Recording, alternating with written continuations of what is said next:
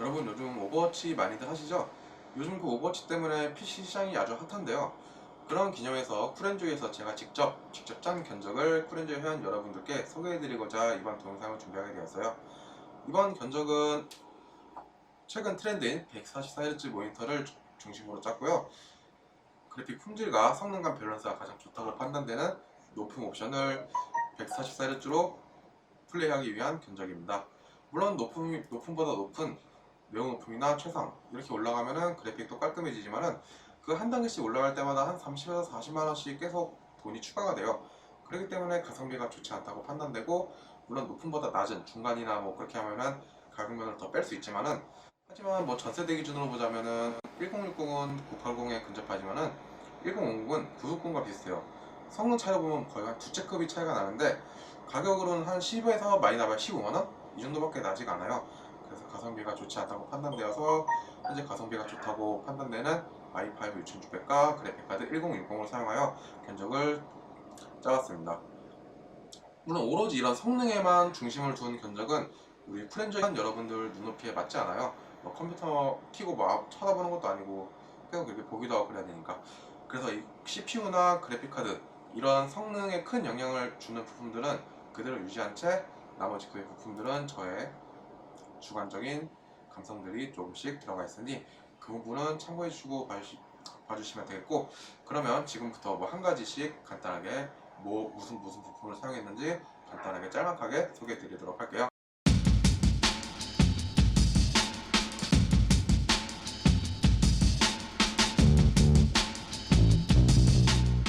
먼저 이 소개 순서는 조립 순서랑 똑같이 할게요. 보시기 편하게. 가장 먼저 메인보드, 조립 전에 메인보드에 이것저것 끼우고 하니까 메인보드 먼저 가장 먼저 소개를 해드릴게요.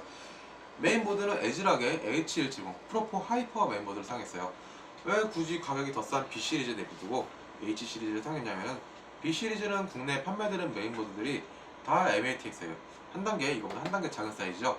하지만 H시리즈는 물론 MATX도 있지만은 ATX가 평균적인 라인업이기 때문에 그 사이즈에서 오는 확장성, 그거 때문에 H시리즈를 선택하게 되었습니다. 그럼 왜 제조사는 하필 에즈락이냐? 일단 에즈락 그 이유를 소개해드리기 전에 에즈락에 대해서 잠깐 말씀드리자면은, 에즈락은 옛날부터 뭐 다른 메인보드에 다른 제조사들이 시도하지 않는 특이한 실험 막 기능 같은 거를 되게 많이 넣었어요. 그래서 옛날부터 별명이 연구소라고 붙었는데, 옛날에는 중저가형 위주 그런 고급형 라인업에 많이 치중을 했지만은 요즘에는 고급형에서도 굉장히 인기 있는 브랜드로 각광을 받고 있습니다.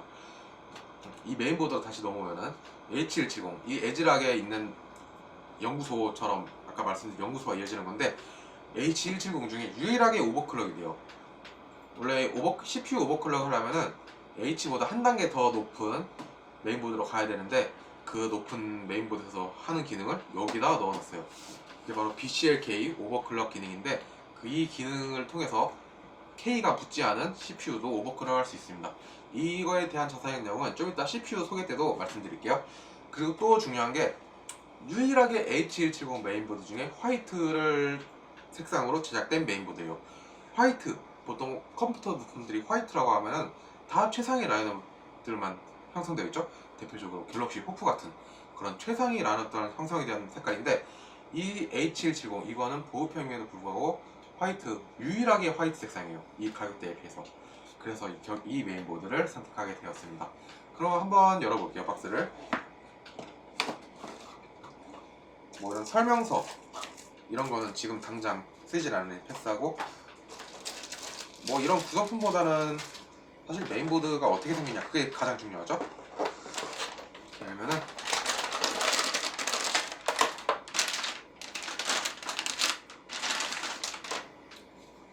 자, 제가 아까 방금 소개해드렸듯이 화이트죠. 화이트 기반, 블랙 기반의 화이트, 그리고 여기 방열판은 알루미늄, 이렇게 굉장히 고급스러워 보이는 이미지를 했습니다. 메인보드를 사람으로 따지면은 사람 몸체이기 때문에 뭐 사람 몸도 몸이 좋아야 뭐 이뻐 보이고 멋있어 보이고 건강해 보이고 그렇잖아요. 그래서 제가 이 메인보드를 선택하게 되었습니다. 자, 메인보드 다음으로는 CPU를 소개해 드릴게요. CPU는 제가 고른 CPU는 인텔 코어 i5 6600 스카이레이크를 골랐어요. 왜 이걸 골랐냐면은 이 상위 등급 CPU는 i7인데 뭐 비쌀수록 좋죠. 비쌀수록 좋은데 그 비싼수록 그게 가격 차이가 좀 많이 나요. 간단하게 설명을 드리자면 이건 i5 4코어 4스레드인데 스레드로 가면은 윈도우에서 인식하는 코어 개수를 말해요. 4코어 4스레드 그냥 1대1로 딱딱 맞아떨어지죠. 하지만 i7 6700은 4코어 8스레드예요. 윈도우 상에서는 코어를 8개로 인식한다 그거죠. 하지만 그렇다고 코어가 4개에서 8개로 인식한다고 해서 성능이 2배가 올라가는 건 아닌데 가격은 어마무시하게 올라가요. 이게 약 24만원인데 6700은 한 36만원 정도? 50%가 무려 가격이 50%가 올라갑니다. 하지만 이번 이 견적은 오버워치 위주의 견적이기 때문에 오버워치에서는 게임 성능이 그 50%까지 안 나요. 많이 나왔자 뭐 한 5, 6프레임 이 정도 나왔기 때문에 이 가장 가격 합리적인 가격에 양호한 성능, 그래서 이 i5 6600을 딱 골랐습니다. 한번 뜯어볼게요. CPU 봉인실 뜯는 거는 되게 오랜만이네요. 이거 뜯어본 지가 제가 옛날에 컴퓨터 맞출 때 뜯은 것 같은데, CPU가 컴퓨터의 메인 부품이라고 할 수 있지만 구성품은 정말 단순해요. 이렇게 보시면 사용자 설명서가 있죠. 하지만 CPU는 사용자 설명서가 짝 볼 게 없어요. 뒤에 이 홀로그램 스티커만 본체 이쁘게 붙이시면 됩니다. 그리고 나머지는 이렇게 무지 박스에 들어있는데, 이 무지 박스를 열면은 쿨러가 있어요. 기본 쿨러. 기본 쿨러죠. 이 쿨러 이름 별명이 좀 초코파이 같이 생겼다 해서 초코파이 쿨러라고 불리는데, 이 견적에서는 제가 직접 다른 사제 쿨러가 있기 때문에 이 쿨러는 이번 견적에서 사용하지 않습니다. 옆에 이렇게 두고요. 그리고 메인은 CPU. 그냥 간단하게 이렇게 뭐 비닐, 뭐 플라스틱 그렇게 고정되어 있어요. 별 설명 드릴 것도 없는데, 이 CPU는 115일 소켓입니다. 그러니까 이 메인보드 115일 소켓에서 딱 맞죠. 뭐 CPU는 소개 이 정도까지만 하겠습니다. 자, 이번에 소개시켜드릴 부분은 CPU 쿨러예요. CPU 쿨러는 아까 보여드렸듯이 CPU 쿨러 살 때 기본적으로 어디갔네요? 안 보이는데 기본 쿨러가 딸려오지만은 기본 쿨러보다 조금 조용한 소음과 낮은 온도를 위해서 사제 쿨러를 사용합니다. 이 쿨러는 딥쿨에서 보다고텍 딥쿨에서 출시한 겜맥스 400i CPU 쿨러고요. 한번 뜯어볼게요.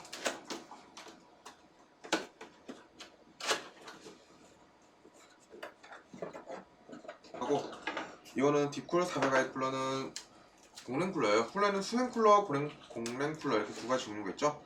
보통 수냉 쿨러가 가격이 좀 더 세지만 성능도 좋은데, 제가 이번에 사용한 CPU는 i5 6600 아까 소개해드린 CPU인데 굳이 수냉 쿨러까지 쓸 필요가 없어요. 오버클럭을 할 것도 아니고 기본 쿨러로 쓰기 때문에 사실상 그냥 기본 쿨러로 쓰셔도 일상 쓰시는 데는 전혀 지장이 없지만은, 솔직히 기본 쿨러 디자인도 그렇게 이쁘지가 않고 성능이나 소음 면에서 그렇게 만족스럽지가 않기 때문에 이 쿨러를 채택하게 되었습니다. 이 쿨러 성능을 보면 CPU를 100% 로드할 때 정품 쿨러 대비 한 16도 정도 낮은 온도를 보여주고 있어요. 그만큼 안정적이고 그렇게 구동할 수 있고, 비교 제품군 중에서 노멀 기준으로는 가장 가성비가 좋은 제품이라고 할 수 있지만은 단 화이트 버전은 14,000원 정도 추가되는 그 정도 부분은 감안하셔야 되고 그렇습니다. 이 쿨러도 역시 보시면은 아까 그래픽 카드랑 메인보드 그런 컨셉이랑 비슷하게 화이트죠. 이렇게 조립이 되는 건데, 이렇게 조립이 되면은 화이트 디자인적으로도 만족할 수 있습니다. 이 쿨러는 지금 120mm 팬을 사용하는 공랭 쿨러고요. 이 팬에서 바람이 불면은 이 바늘 지나가지고 열을 식혀주는 구조입니다. 소켓은 1151 호환이 되고요. 가격은 현재 한 4만원 정도로 형성되어 있어요. 여기서 조금만 더 주면은 수냉 쿨러가 가능하지만은 굳이 수냉 쿨러까지 갈 만한 견적이 아니기에 이 쿨러를 선택하게 되었습니다. 쿨러에 대해서는 별 소개할 내용이 없는데 바로 다음 프로 넘어가죠. 자, 이번에는 메인보드랑 CPU에 이어서 램을 소개해 드릴게요. 램은 지금 이렇게 보시면은 그냥 호일로 싸져 있어요. 무슨 김밥 마냥 이렇게 싸져 있는데, 이게 왜 이러냐면은 삼성전자의 메모리는 별도의 포장지가 없기 때문에 구매할 때 이렇게 와요. 그러니까 만약에 본인이 삼성전자 메모리를 구매했는데 호일에 싸져 와도 전혀 중고나 어디 구르다 온 제품이 아니기 때문에 걱정하실 필요가 없겠습니다. 이렇게 호일을 뜯어보면은 램이 이렇게 두 개가 있죠. 이 하나당 용량은 4기가예요. DDR4 4기가. 클럭은 2133. 용량 먼저 설명드릴게요. 용량을 제가 왜 8기가로 했냐면은 램은 용량이 많으면 많을수록 좋아요. 다다익선인데 하지만 어느 일정 수준이 넘어가게 되면은 가격 대비 큰 성능 면에서 효율은 없어요. 특히 이번 견적 컨셉이 오버워치를 원활하게 돌리자는 컨셉이기 때문에 램은 8기가로도 충분합니다. 그래서 제가 8기가를 골랐고요. 2133 클럭. 2133 클럭은 DDR4에서 가장 기본이 되는 클럭이에요. 레퍼런스 클럭이라고 할 수 있죠. 그래서 2133 클럭, DDR4 2133 이렇게 8기가를 구성하게 되었습니다. 회사 메모리 회사가 엄청 많아요. 하지만 삼성전자를 고른 이유는 가격이 쌉니다. 일단 가격이 싼데 뭐 세상 이치중에 뭐 싸고 좋은 건 없다 이런 말이 많잖아요. 하지만 이게 삼성전자의 메모리한테 적용되지는 않는 것 같아요. 싸고 좋아요. 싼데도 안정성, 성능 그 어느 것 하나 뒤처지는 부분이 없습니다. 이걸 하나 모듈이라고 하는데 이 조그만 이 부분이 보이시나요? 검은색 이 칩 같은 거 박혀 있는 거 있죠? 이걸 모듈이라고 하는데 기본적으로 오버클럭 되어 나오는 메모리들도 이 삼성전자 모듈을 사용한 만큼 안정성이나 성능이나 어느 것 하나 뒤처지는 부분이 없습니다. 그래서 삼성전자를 골랐죠. 이렇게만 보면 완벽해요. 하지만 지금 보시면 색깔이 초록색이에요. 이 초록색은 메모리, 램의 기본이 되는 색깔인데 지금 이렇게 보시면은 꼽으면 이렇게 되거든요. 네, 이렇게 되네요. 하지만 이렇게 보셔서 디자인을 많이 해쳐요. 이렇게 보이시죠? 이 흰색의 실버인데 혼자 초록색이 딱 있어요. 뭔가 하나도 색깔이 안 맞아요, 조합이. 그래서 디자인을 많이 해쳐요. 그렇게 이 부분을 제가 보완하고자 준비한 것이 이 에미지사의 램 방열판입니다. 이렇게 보이시죠? 박스가 에미지 박스라고 한다면은 에미지 커스텀이라고 한다면은 일단 쿨앤조이 한정판 마우스패드를 제작한 회사예요. 그리고 이렇게 램 방열판이나 이게 보이시죠? 램 방열판?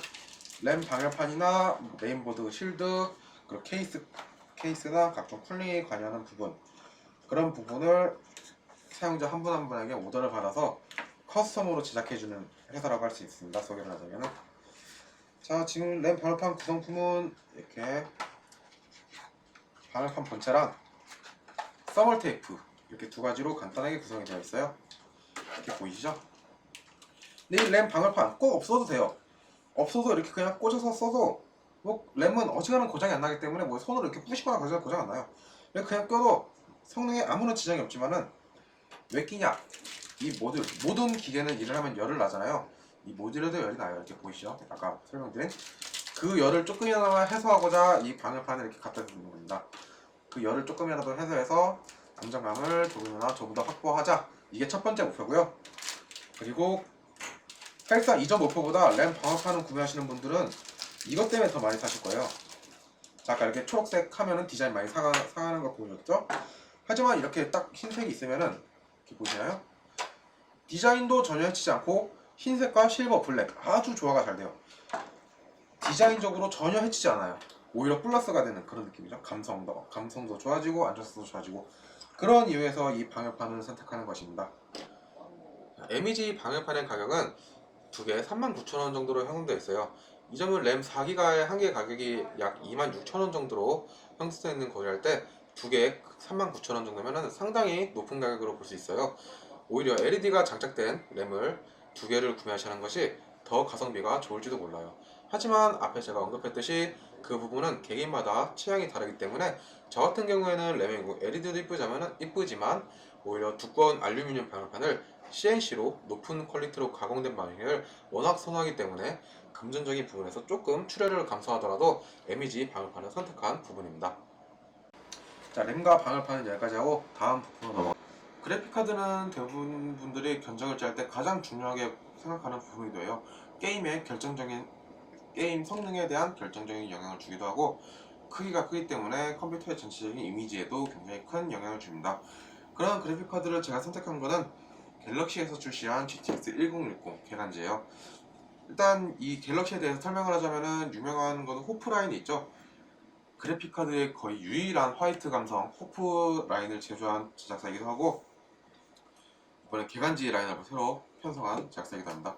이 개간지 라인업은 출시할 때 이걸 좀 비속어일 수도 있다 해가지고 논란이 일어난 라인업인데 작년부터 새로 편성된 라인업이에요. 그간 하얀색 그래픽카드는 호프 라인업만 있었는데 호프는 비래퍼 중에 최상단, 그래서 굉장히 가격이 비쌌어요.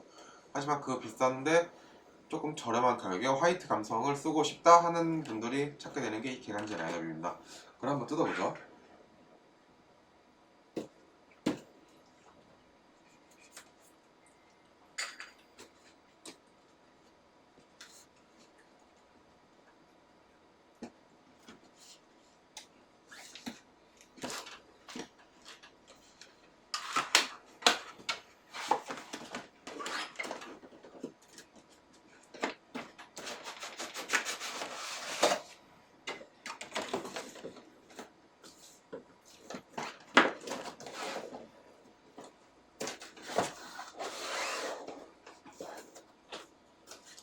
자, 뭐 구성품은 그냥 다른 그래픽카드와 크게 다르지 않아요. 보이시죠?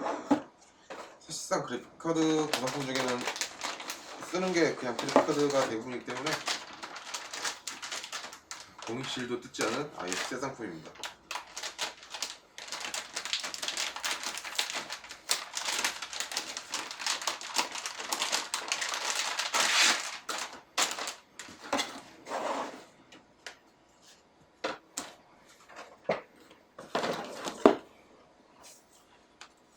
자, 이렇게 보시면은 이제 GTX 1060 개간지 EX50 모델입니다.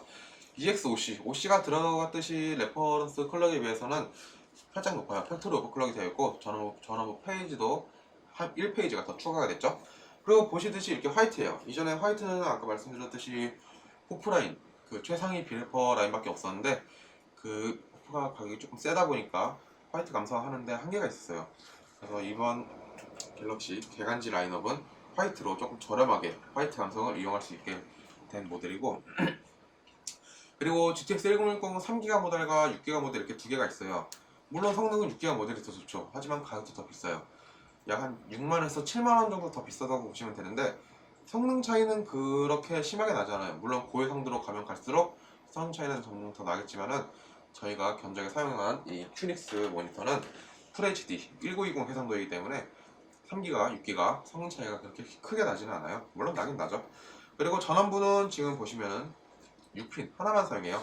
전력을 그렇게 많이 먹지도 않고, 이렇게 펜에 보시면은 화이트 LED가 들어옵니다. 지금은 뭐 전원을 넣지 않아서 LED가 들어오지 않지만은 전원을 넣게 되면은 화이트 LED까지 들어와서 튜닝 면에서도 무난하고 성능 면에서도 GTX 1060 1060이라고 해서 1060의 성능은 지금 작년에 출시한 980과 비슷하다고 보시면 돼요. 그러니까 작년에 하이엔드가 지금 이제 메인스트림급이랑 비슷하다고 보시면 되는 그런 성능 라인업에 속해 있는 녀석입니다. 그래픽카드 소개는 이 정도로 하고 다음 페이지로 넘어가죠. 자, 이번엔 저장 장치에 대해서 한번 설명을 해볼게요. 제가 고른 저장 장치는 하드디스크와 SSD 이렇게 두 개를 골랐습니다. 뭐 이 두 개 중에 하나만 있어도 컴퓨터를 작동시키는 데는 아무런 문제가 없어요. 하지만 왜 두 개를 골랐는지 그 이유에 대해서 설명할게요. 먼저 하드디스크랑 SSD는 일단 좀 사용 목적이라고 해야 되나, 그게 좀 많이 달라요. 하드디스크는 뭐 옛날에는 하드디스크 하나만으로도 썼을 때는 그냥 하드디스크에서 게임 로딩이나 뭐 윈도우 구동 모든 걸 다 했죠. 하지만 이제 SSD가 보편적으로 이제 활성화가 되면서 하드디스크는 그냥 단순 저장 장치로만 이제 활용되는 경우가 많아요. 속도가 많이 느리거든요. 속도도 느리고 소음도 좀 있고 진동도 있고. 그래서 하드디스크는 그냥 저장 장치, SSD에 윈도우를 설치하거나 게임을 설치하거나 해서 속도를 빠르게 해서 컴퓨터 사용을 쾌적하게 하는 그런 환경을 조성해주는 역할을 합니다. 뭐 하드디스크만 해도 굳이 컴퓨터 구성시키는 문제 없지만은 SSD가 가격이 좀 세긴 세지만은 컴퓨터 부품을 새로 업그레이드 했을 때, 그러니까 SSD를 없다가 새로 사서 꼈을 때 체감이 엄청 잘 돼요. 그만큼 꼭 있어야 되는 부품 중 하나입니다. 그럼 뜯어볼게요. 제조사는 모두 제가 도시바를 선택했는데 하드디스크 포장은 지금 보시는 것처럼 그냥 뭐 별거 없어요. 제조사는 제가 도시바를 선택했는데 도시바를 선택한 이유는 일단 도시바 하드디스크는 현재 가격비고 사이트에서 3TB 제품군 중 가성비가 가장 좋아서 1순위에 올라와 있는 제품으로, 그렇기 때문에 제가 선택하게 되었습니다. 하드디스크는 제가 말씀드렸듯이 속도 목적이 아니라 데이터 저장 장치로 사용했기 때문에 3TB 꽤 많죠? 3TB면은 뭐 어지간한 거 다 넣을 수 있어요. 부족하신 분들은 많지만은 게임 깔고 뭐 그렇게 일상생활 하는 데는 지장 없죠. 도시바 3TB SATA 3 인터페이스를 사용한 하드디스크를 사용했습니다. 그리고 SSD도 도시바 거를 사용했는데 이 SSD는 Q300 프로 모델이에요. Q300 프로를 잠깐 소개하자면 일단 SSD 살 때 가장 중요한 게 용량과 그리고 인터페이스 또 MLC, TLC 이 방식인데 이 MLC, TLC에 대해서는 항상 SSD에서 말이 많아요. 싸고 싼 TLC가 짱이다 아니다 뭐 MLC는 조금 비싸지만 수명이 길다 이런데 간단하게 소개를 하자면은 TLC, MLC 이거를 정말 간단하게 소개하려면 일단 MLC가 수명이 더 길어요. 수명이 길고 가격이 비싸죠. 하지만 TLC는 수명도 조금 MLC에 비해서 짧고 속도도 그렇게 빠르지가 않아요. 그 이유가 데이터를 하나 저장하는 단위를 셀이라고 해요. 이 MLC의 약자는 멀티 레벨 셀이고 TLC는 트리플 레벨 셀이에요. 이게 그냥 간단하게 생각하면 하나의 방에 데이터를 두 개 박냐 세 개 박냐 그 차이예요. 하나 데이터 방에 하나 박으시면 하나씩 박으면 적게 박으면 적게 박을수록 그걸 찾는 속도가 빨라지고 방을 쓰는 그거 줄어드니까 수명이 늘어나겠죠. 그렇게 간단하게 생각하시면 돼요. 그래서 지금 SSD 구성품은 이렇게 브라켓이랑 뭐 설명서 이거랑 SSD 본체가 이렇게 있죠.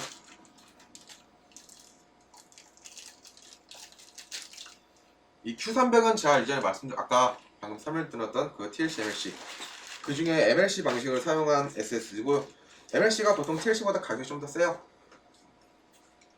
그래서 이 MLC 안정성과 속도를 챙긴 MLC를 사용한 SSD고 그리고 용량은 256GB입니다. 256GB 어떻게 보면 요즘 보면 조금 작은 용량이에요.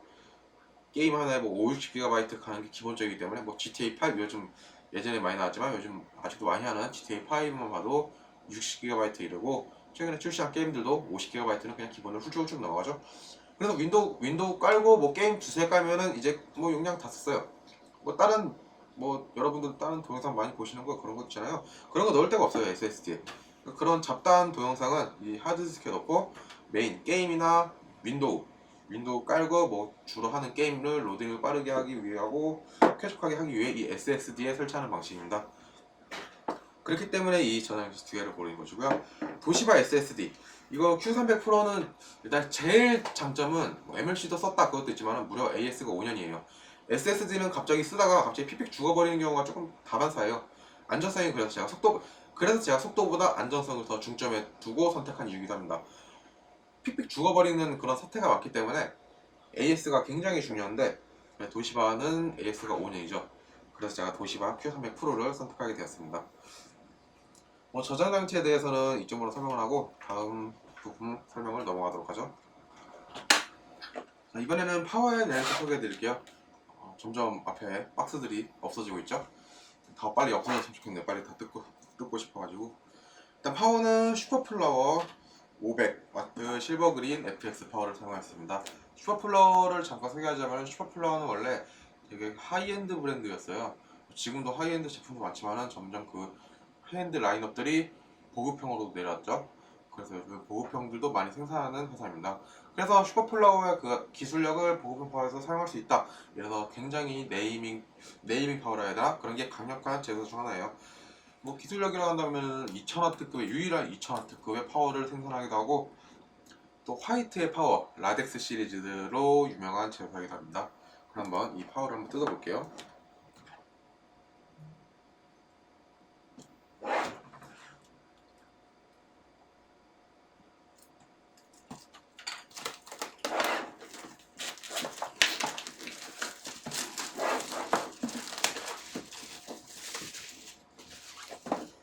이 파워는 지금 80플러스 실버 인증을 받은 파워로요. 80플러스 인증을 하면 효율이 일정 수준 받을 수 있는 인증인데 브론즈, 실버, 골드, 플래티넘 이렇게 있지만은 이거는 실버 등급의 인증을 받았습니다.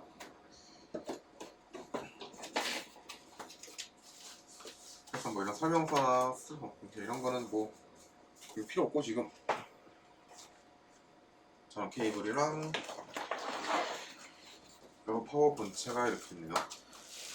파워는 케이블 구성에 따라서 크게 모듈 형식이랑 이렇게 그냥 묶여있는 걸로 나뉘는데 모듈 형식은 대부분 고가 파워에 많이 사용되는 방식이고 이 파워는 그냥 이렇게 다 케이블이 여기 이렇게 뭉터 위로 나와 있죠. 케이블은 각 슬리빙 처리되어 있고요. 그 슈퍼쿨러의 이 파워는 저희 쿨앤조이 리뷰, 제가 이 파워를 선택하게 된 이유는 저희 쿨앤조이 리뷰를 보시면 알겠지만 이 파워의 효율도 굉장히 좋고 소음이 무엇보다 굉장히 저소음이에요. 파워 로드가 맥스치를 가지 않는 이상 팬의 효율이 한 1000rpm에서 근처에서 누르기 때문에 소음도 상당히 저소음이고, 이 제가 견적을 짠 전체 시스템의 소비 전력이 한 250W 정도로 예상하고 있거든요.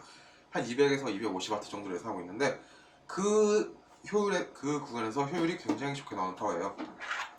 그래서 제가 이 파워를 선택하게 되었습니다. 슈퍼플라워의 기술력도 들어가 있고요. 저소음, 우수한 효율, 그리고 그 우수한 효율을 증명하는 80+ 실버 인증. 그리고 용량은 500W를 골랐는데, 보통 파워를 고를 때, 이거는 제 좀 주관적인 기준인데, 파워를 고를 때는 100W 최소 100W당 10,000원, 이 정도는 해야 그게 파워다, 저는 이렇게 생각을 해요. 근데 왜 이거 솔직히 이 견적을 굴리려면은 400W짜리라도 충분해요. 하지만 파워는 왜 좋아야 되냐, 용량이 많아야 되냐. 만약에 이게 시스템이 한 250, 아까 말씀드렸듯이 250W를 먹는다 쳐요. 근데 파워를 400짜리 끼면은 파워 로드율이 높은 상태로 계속 유지가 돼요. 뭐 게임을 하거나 그러면은. 그렇게 되면은 파워 온도도 올라가고 소음도 올라가고 파워의 수명도 안 좋아지고, 파워는 사람의 심장 역할을 하기 때문에 안정적으로 전기를 계속 공급해줘야 되는데, 파워가 불안정해지면은 다른 것도 다 불안정해져요.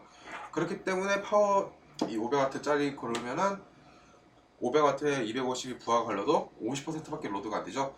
50% 여유도 있고, 그 덕분에 발열도 적고 소음도 조용해지고 안정성도 올라가고, 그런 여러 가지 이유가 있는 거죠. 그래서 파워는 시스템적인 기본 시스템에 비해서 조금 고급을 쓰는 게 맞아요. 그래서 제가 이 파워를 선택한 것이고요. 자, 그럼 파워의 설명은 이 정도까지 하고 다음 부분으로 넘어가죠. 자, 이번에는 케이스를 소개해 드릴게요. 케이스는 박스가 크기 때문에 제가 좀 미리 뜯어놨어요.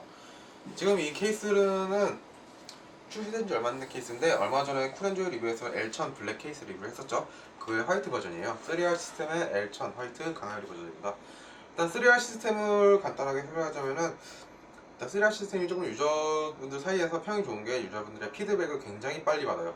뭐 이 케이스 뭐가 마음에 안 든다 그럼 다음 버전 때 그거를 이렇게 보완해서 출시하고, 그런 유저들과 소통이 굉장히 원활하기 때문에 유저들에게 상당히 반응이 좋은 제조사 중 하나입니다. 3R 시스템은 보통 뭐 다른 제조사들 막 2-30만원 이런 하이엔드 케이스는 없어요. 뭐 비싸도 한 10만원 언저리, 15만원 다 밑에 이렇게 형성되어 있는데, 그렇다고 또 품질이 안 좋냐? 그것도 아니에요. 가격대 성능비도 굉장히 좋고, 지금 이렇게 보시면은 이게 카메라로는 다 표현이 안 되는 게 좀 아쉬운데, 이 마감면 저희 쿨앤조이에도 케이스 담당자 있죠? 보고서 어우 진짜 잘 나왔다 뭐 이 소리 할 정도로 마감이 요즘 흠잡도 없고, 원래 화이트 도장을 하면은 블랙에 비해서 가격이 조금 올라가요. 화이트 도장이 조금 과정이 더 있고 복잡하기 때문에 가격이 올라가는데, 이거는 L1000 블랙이랑 거의 동일한 가격에 출시되었죠. 3R 시스템, 그래서 평을 하자면은 뭐 가격도 저렴하고 품질도 그렇고 AS도 좋고 유저들과 이렇게 소통도 원활하기 때문에 어디 램의 삼성전자처럼 딱히 흠 잡을 것 없는 그런 제조사라고 할 수 있습니다. 이 케이스에 대해 3R 시스템 넘어가고, 이 케이스에 간단히 소개하자면은, 쉽게 옆에 보시는 것처럼 이렇게 측면이 강화로 되어 있어요. 보시죠, 이렇게 옆에가 이렇게 지금 다 반대편에 비치는 이렇게 강화로 되어 있는데, 옆에 아크릴로 된 케이스도 있어요. 하지만 아크릴은 사용하다 보면 기스도 많이 나고 지저분해져요. 오염도가 조금 잘 묻어가지고 하다 보면 기스 나고 지저분해지고 좀 그러는데, 강화유리는 아크릴에 비해서 기스가 좀 덜 나요. 아예 안 나는 건 아닌데 확실히 덜 나요. 그리고 이렇게 보시면 굉장히 안에가 투명하죠. 아크릴은 조금 뿌옇게 투과를 해주는 그런 게 있는데, 강화유리는 있는 그대로 굉장히 투명하게 이렇게 투과를 해줍니다. 이게 이 L1000 케이스를 선택한 첫 번째 이유고요. 두 번째 이유는 여기 이렇게 보시면은, 이게 옆에 튜닝성은 물론이고, 튜닝하면 좀 이렇게 뻥뻥 뚫리다 보니까 소음이 나는데, 이렇게 안에 보이시죠? 이 검은색 이게 방음 패드가 붙어있어요. 이게 여기랑 여기 상단에 보시면은 방음 패드가 붙어있죠? 이 방음 패드로 소음을 상당히 줄였어요. 내부에서 흘러나오는 소음을 차단할 수 있고요. 여기 전면에 보시면은 팬이 두 개가 있죠? 이거는 120mm가 아니라 140mm 팬이에요. 그 기본도 아니고 화이트 LED가 구성되어 있어요. 그리고 여기에 전면에 또 팬 컨트롤러가 이렇게 있고, 카드 리더도 있고, 편의성과 쿨링까지, 그리고 소음이나 튜닝 어느 것 하나 빠지는 부분이 없죠. 이렇게 내부를 보시면은 내부까지 화이트예요. 보통 겉에만 화이트인 케이스가 많은데 또 내부까지 화이트여서 안에 여기 옆에 컴퓨터를 쳐다봤을 때 그 튜닝성까지 생각한 케이스라고 할 수 있습니다. 그리고 또 결정적인 이유는 제가 아까 파워를 소개해드렸잖아요. 지금 이렇게 파워를 보시면 보이죠? 이렇게 파워가 검은색이에요. 제가 여태까지 소개해드린 부분 실버 조금 진해봤자 화이트 조금 진해봤자 실버 이 정도였는데 이런 블랙 색상의 파워가 떡 들어가 있어요. 그러면은 뭔가 디자인도 많이 해치고 그러겠죠? 하지만 여기 시리얼 시스템은 이렇게 파워 이쪽 보이죠? 이쪽에 파워 가림막이 있어요. 시리얼 시스템 로고 있는 부분. 거기다가 파워를 넣게 되면은 그냥 뭐 파워 색깔 신경 쓸 필요 없죠. 지금 앞에 넣어버리니까 보이지도 않아요. 그래서 또 이게 프렌즈 리뷰를 보시면 아시겠지만은 이게 전면에서 보시면은 옆에가 어디 튀어나온 곳이 없어요. 배구뚜기가 아니라 이렇게 딱 직사각형인데 이런 직사각형 케이스들의 약간 공통점은 여기 옆에 선정리 부분이 좁다는 거예요. 옆에 튀어나온 부분이 없기 때문이죠. 하지만 이 케이스는 리뷰에 나와 있듯이 여기 옆에가 선정리가 굉장히 넉넉해요. 이렇게 일자인데도. 그래서 직사각형의 심플함과 이 화이트의 깔끔함 그리고 이런 강화율의 튜닝성과 이런 방음 패드를 붙여서 소음 부분까지 어느 하나 흠잡을 거 없는 이 가격대 흠잡을 거 없고 이 상위 가격대 케이스들과 견줄만한 그런 퀄리티를 가지고 있는 케이스라고 생각합니다. 이 가격대에서는 제 조건 화이트와 튜닝, 소음까지 생각한 이런 모든 조건을 만족하는 케이스가 시리얼 시스템 L1000 화이트 이 케이스밖에 없기 때문에 제가 이 케이스를 선택하게 되었어요. 뭐 케이스를 꺼냈으면 조립을 해야겠지만은 아직 소개품이 뭐 모니터도 있고 키보드, 마우스, 헤드셋, 패드 이렇게 많이 남아있기 때문에 잠시 후 케이스는 잠시 후에 다시 꺼내도록 하겠습니다.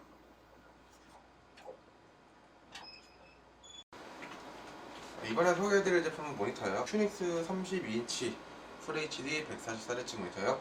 제가 이미 이렇게 모니터를 다 끄는 조립까지 해놨는데 뭐 이 박스가 이렇게 보시듯이 이렇게 워낙 커요. 워낙 크기 때문에 여기 올릴 수가 없어가지고 제가 미리 이렇게 꺼내가지고 조립을 해놨습니다. 뭐 조립이라고 해봤자 그냥 껴가지고 이렇게 나사 구멍 맞추고 쪼이는 것밖에 없으니까 그렇게 어려운 조립도 아니에요. 일단 이 모니터에 대한 성격 설명을 하자면은 크기는 32인치예요. 하지만 해상도는 FHD고 제일 중요한 헤르츠 60Hz가 아니라 144Hz래요. 144Hz. 이 차이는 1초에 화면을 60번 새로 고침하냐 아니면 144번 새로 고침하냐 그 차이인데 뭐 사람이 보통 뭐 일정 프레임 이상 가면은 차감을 하지 못한다 하잖아요. 깜빡이기 때문에. 하지만은 60Hz를 넘어가도 그 120Hz랑 144Hz 그 부드러움이 다 달라요. 물론 이는 사람의 그 주관적인 얼마나 예민하냐 이거에 따라 다르지만 제가 이렇게 여러 사람 만나봤는데 60Hz랑 144Hz랑 체감을 못하는 사람은 아무도 없어요. 더더욱이 이 견적은 오버워치 중심이기 때문에 요즘 오버워치 때문에 굉장히 핫한 모니터, 핫한 하드웨어 시장 중에 하나가 모니터이기 때문에 144Hz는 필수로 넣었습니다. 제가 그래서 이 모니터를 다른 부품에서 뭐 가격을 빼서 뭐 어떻게 하더라도 제가 이 모니터만큼은 절대 빼지 않았어요. 이 144Hz가 꼭 중요하기 때문에. 그리고 패널은 VA 패널이에요. 144Hz면 TN 패널이 많은데 지금 이렇게 TN 패널이 많은데 이건 VA 패널이고 크기는 32인치. 해상도는 하지만 1920, 1080이에요. 어떻게 보면 작을 수도 있지만은 하지만 오버워치는 그래픽 그렇게 딱 보이고 그런 게 아니라 약간 캐주얼 FPS 그런 쪽이기 때문에 화면 휙휙 지나가죠. 그래서 뭐 해상도 32인치 FHD 그렇게 지장 없어요. 저도 사용해봤는데 큰 지장 없더라고요. 그래서 제가 이 모니터를 선택한 이유는 패널, VA 패널도 있고 헤르츠 144Hz도 있고 그리고 모니터는 책상 위에 올라가서 그 컴퓨터가 있는 방 디자인에 굉장히 큰 영향을 주죠. 지금 보시면은 이렇게 정면으로 보시면은 조명 때문에 좀 눈부신데 이렇게 배널이 상당히 없어요. 이렇게 보이죠? 이렇게 배널이 상당히 없고 여기 다리 쪽도 양쪽 V자로 굉장히 견고하게 이렇게 바닥에 이렇게 러버 패드, 실리콘 패드라고 해가지고 이게 붙어있어서 이게 잘 움직이지도 않아요. 이게 책상에 단들이죠. 이게 단자는 이렇게 보시듯이 총 단자가 4개 있어요. HDMI, DVI, VGA, DP. 그게 많지는 않지만은 뭐 저희 컴퓨터 한 대만 연결할 거잖아요. 그냥 필수인 건 하나씩 다 있어가지고 사용하는 데는 아무런 지장이 없습니다.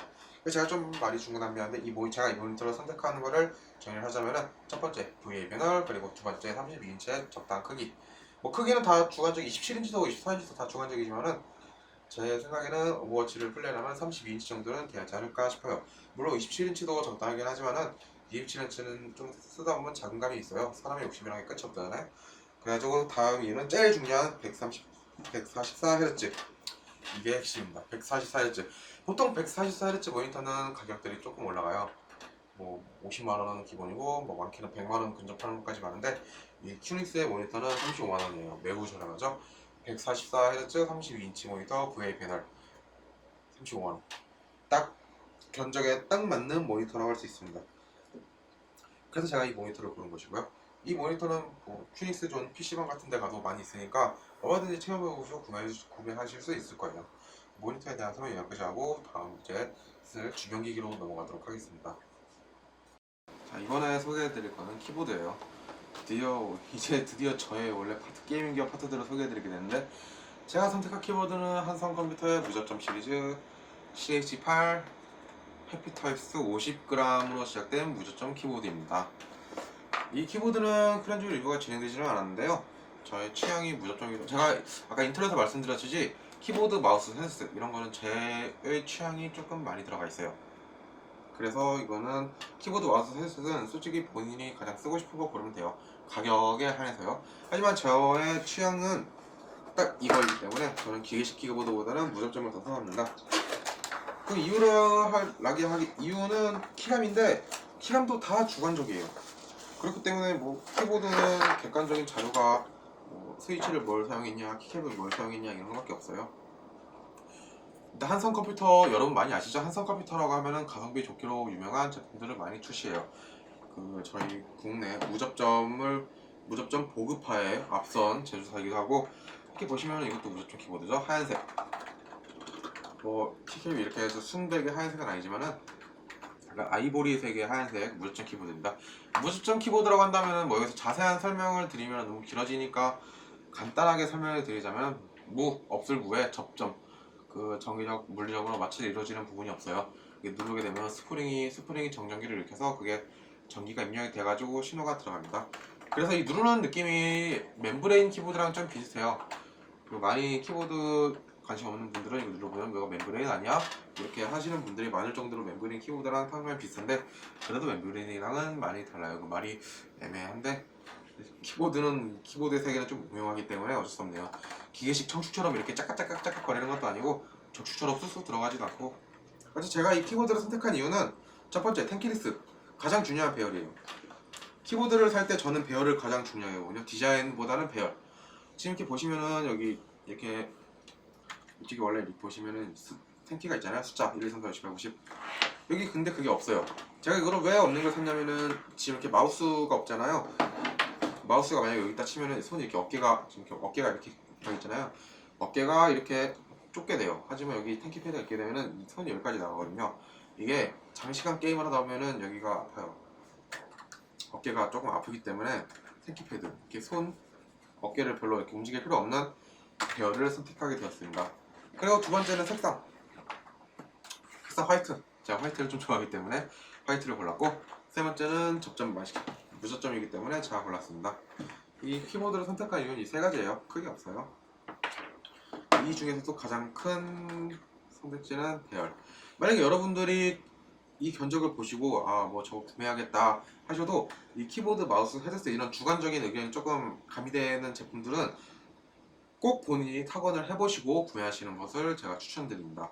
이거는 키보드 제가 뭐 리뷰할 때마다 타건 같은 거 이렇게 찍어서 올리지만은 그게 실제로 이거 누르는 거랑은 정말 많은 차이가 나요.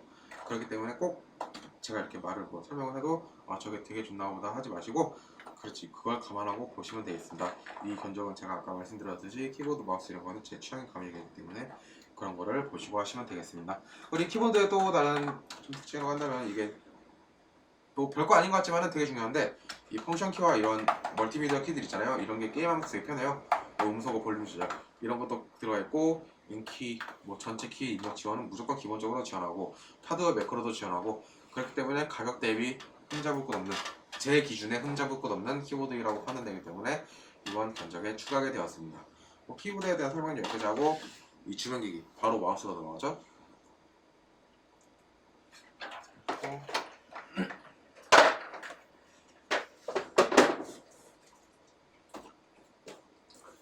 자, 마우스예요. 이 마우스에 대해 조금 비하인드 스토리 그런 거를 얘기하자면은 이 마우스는 일단 조금 욕을 많이 먹은 마우스예요. 왜냐면은 조금 비싸거든요, 솔직히. 하지만 제 기준에는 비싼 값을 충분히 하는 마우스로 판단되기에 제가 넣었어요. 실제로 제가 집에서 지금 출시되자마자 구매해가지고 지금 계속 쓰고 있는 마우스예요. 여러 가지 마우스, 제가 뭐 마우스 손에 리뷰하면서 이것저것 뭐 수백 개 만져봤지만은 저의 손에 맞는 마우스는 이만한 마우스는 없더라고요. 이게 아수스 ROG 라인의 시카라고 하는 마우스예요. 여기 보시면 안에 있죠? 한번 뜯어볼게요. ROG라고 붙으면 일단 유저분들 생각하는 게 비쌀 것 같은데 그렇게 생각을 많이 하시잖아요. 이 마우스도 그런 거를 피해갈 수는 없었나봐요. 일단 구성품은 뭐 그냥 이런 거 스티커 이런 거는 패스하고 저희가 중요한 건 마우스죠.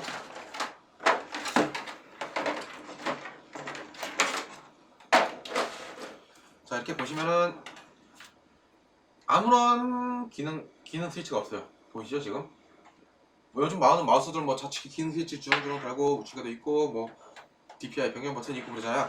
이거는 딱 3버튼 딱딱딱 보이죠? 이렇게 돼 좌우 휠 끝이에요. 이래서 이게 욕을 조금 안 좋은 소리를 욕을 좀 먹었습니다. 하지만 저는 이 마우스를 굉장히 높게 평가하고 싶은 게 이 표면 재질이에요. 특히 저는 마우스는 일정 이상의 센서를 사용하면은 그 제조사의 센서 튜닝 기술이나 표면 재질, 그립감 이 중에서도 그립감을 가장 중요하게 생각해요. 마우스 스펙이 아무리 높아봤자 사람의 확률으로는 체감하기 힘들어요. 그렇기 때문에 이 손에 얼마나 꽉 들어오냐, 장시간 사용해도 땀이 차질 않느냐, 이 클릭감은 어떠냐, 가볍냐, 무겁냐, 클릭감은 시끄럽나, 조용하나 이런 기준에서 제가 선택을 했기 때문에 저는 이 마우스를 선택하였습니다. 이 표면 재질은 지금 무광 플라스틱이에요. 무광 플라스틱 이렇게 카메라 이렇게 표현이 되나 이게? 무광 플라스틱에 여기는 블랙으로 포인트를 줬죠.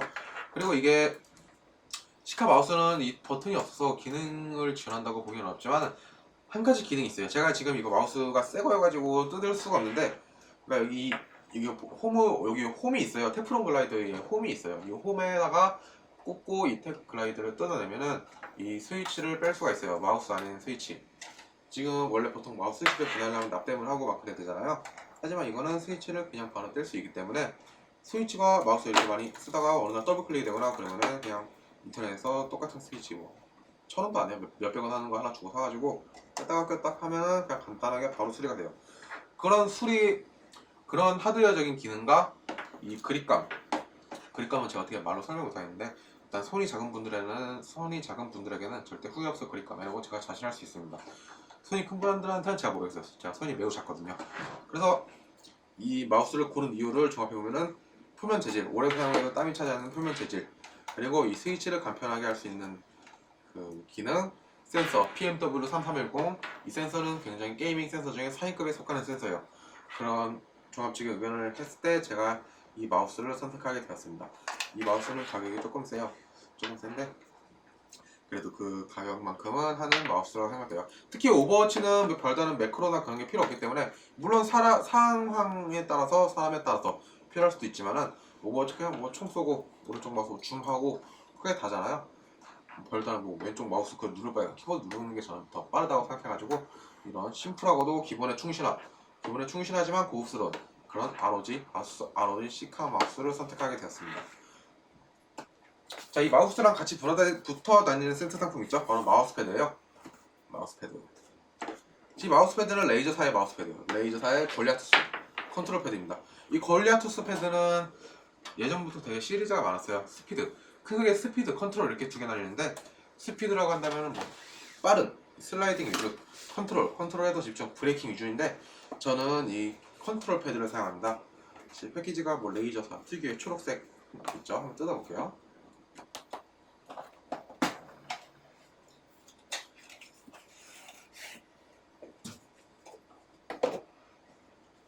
이렇게 보시면은 사이즈가 굉장히 긴 장패드예요.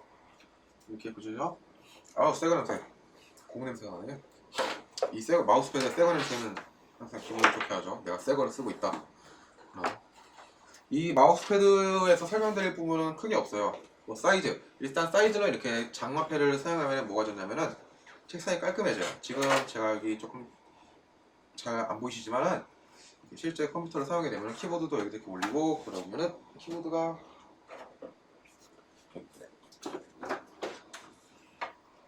자, 이렇게 올리면은 이게 굉장히 깔끔해요. 여기가 키보드 책상이 더럽혀지지 않고, 그리고 장마패, 제가 장마패를 사용하는 이유는 이 마우스 깔끔함도 있지만은 무엇보다 이게 많은 분들은 잘 체감 못하시지만은 저는 키보드를 제가 좀 많이 만져보기도 하고 예민하기도 해서 그런지 이 키보드를 칠 때 손가락의 압력이 이 키보드를 뚫고 책상을 둥둥둥둥둥 울리는 게 있어요.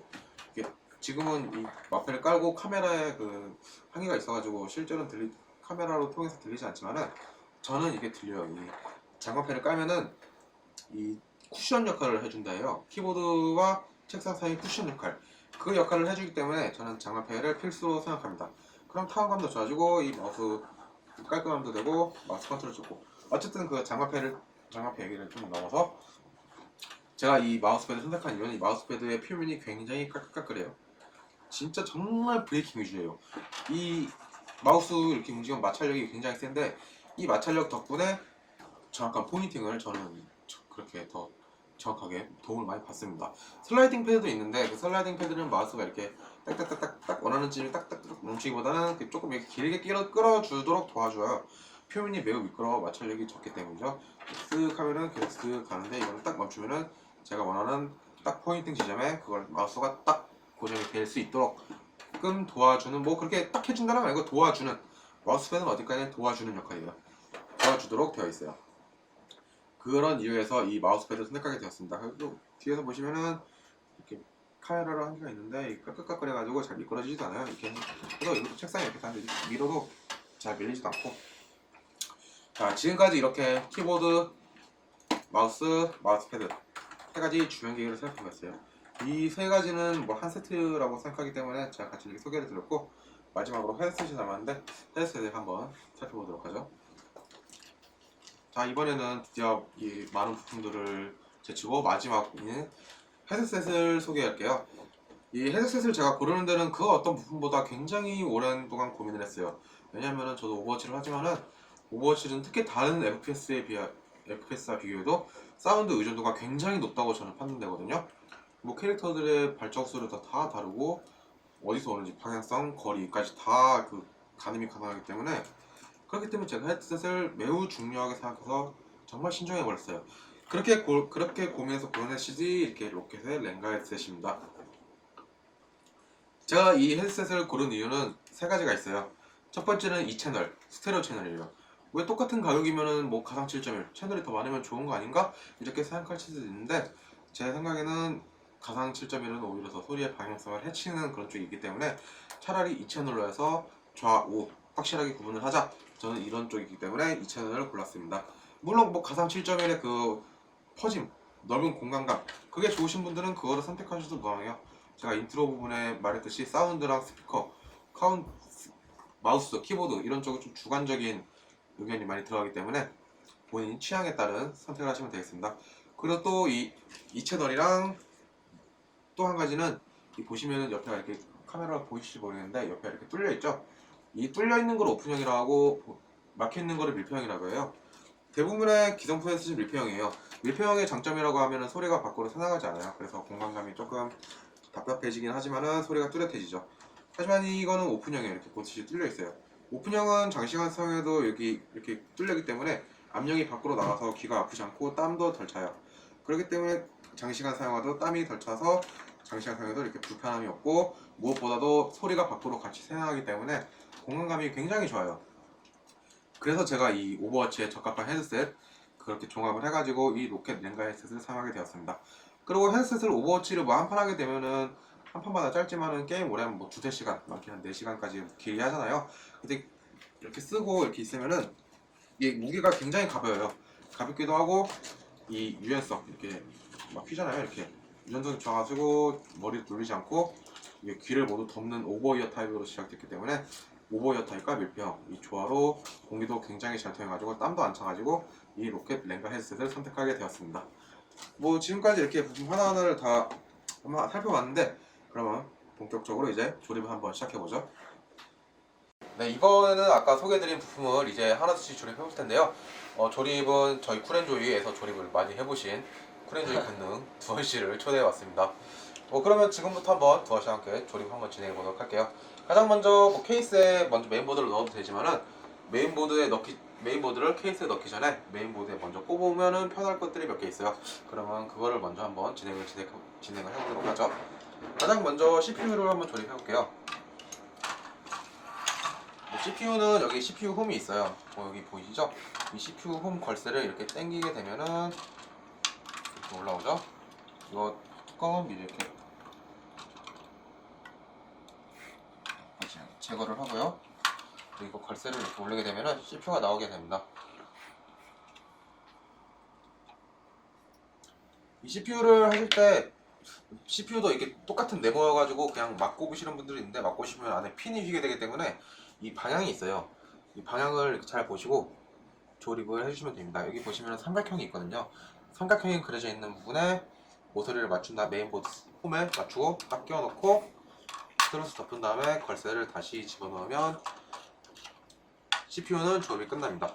간단하죠? CPU는 그냥 이렇게 구멍에 맞춰서 끼우기만 하면 되는 거예요. 그럼 CPU를 방금 조립했으니까 CPU 다음에 한번 램을 조립해 볼게요. 램을 아까 제가 설명드렸듯이 램은 기본적인 초록색인데, 제가 MEG 방역판을 소개해드렸죠. 방역판을 끼게 되면은 이 디자인 차이가 좀 많이 나죠. 이렇게 이런 식으로 좀 많이 나는데, 그래서 이 MEG 방역판을 사용하게 되는 거예요. 이거는 그냥 방역판 없이, 이건 방역판 있는 거. 자, 이 방역판 어떻게 조립하냐면은, 일단 방역판을 먼저 오게 되면 이렇게 모두 분해를 하게 돼요. 방역판을 이렇게 분해를 하면은 이렇게 총 3부위로 나뉘는데, 조립에는 이 파트는 일단 쓸모없고 이쪽 이 두 부위를 활용하게 됩니다. 그리고 구성품 중에 이렇게 보시면은 써멀 테이프가 있어요. 이 테이프를 알루미늄에 부착해서 램으로부터 열을 받을 수 있게 하는 것입니다. 이렇게 테이프를 띈 다음에 알루미늄을 여기 이렇게 부착해 주시면 돼요.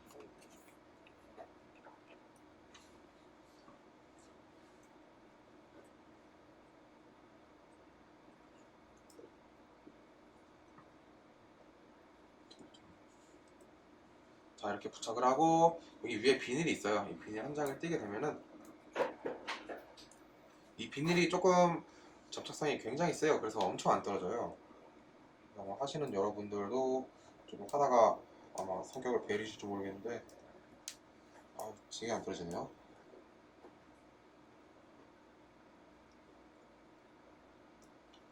주의하실 점이, 이 써멀 테이프 별명이 껌딱지인데, 껌을 여러분 씹다가 이렇게 쭉 잡아먹으면 그대로 그냥 늘어나 버리잖아요. 이것도 좀 그래요. 이게 지금도 약간 좀 이렇게 보시면은 늘어나려고 그러는데, 이거 안 늘어나게 이렇게 좀 잘 잡아주시면서 포기세요. 안 그러면 이게 늘어나 버리니까 좀 잘랐어야 되는 그런 귀찮음이 동반되거든요. 또 늘어나네. 이렇게 보시면 이렇게 늘어나죠. 이거에 조금 그냥 뗐다가 다시 붙여주시면 돼요. 조금 미리 귀찮아질 뿐이지 성능상이나 뭐 그런 데는 아무런 지장이 없습니다.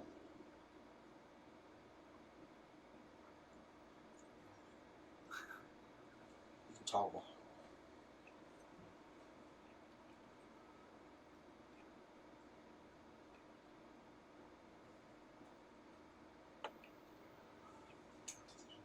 자, 이렇게 부착이 됐습니다. 그러면 램 보시면은 이렇게 모듈이 있죠. 이쪽 모듈을 이쪽에 아까 방금 붙인 테이프 쪽에 부착이 되게 이렇게 붙여주시면 돼요. 붙여주시고, 그러면 이 반대쪽이 텅텅 비잖아요. 이 반대쪽이 텅텅 비게 되니까 그럼 이쪽 공간이 붕 뜨게 돼요. 그 붕 뜨는 공간을 이 검은색 테이프로 붙여줘서 빈 공간을 없애주는 역할을 합니다. 이거는 그냥 뭐 모듈이 없기 때문에 그냥 붙이시면 돼요. 대신 너무 아래 붙이면은 그 램 이 접착부 있죠? 이쪽이 닿게 되기 때문에 조금 위쪽에 이렇게 고정을 해주시면 됩니다. 이러면은 1차적인 조립은 끝났어요. 그 다음에 아까 이 남은 부품 이쪽 이렇게 끼워주고 이렇게 조립을 하시면은 됩니다.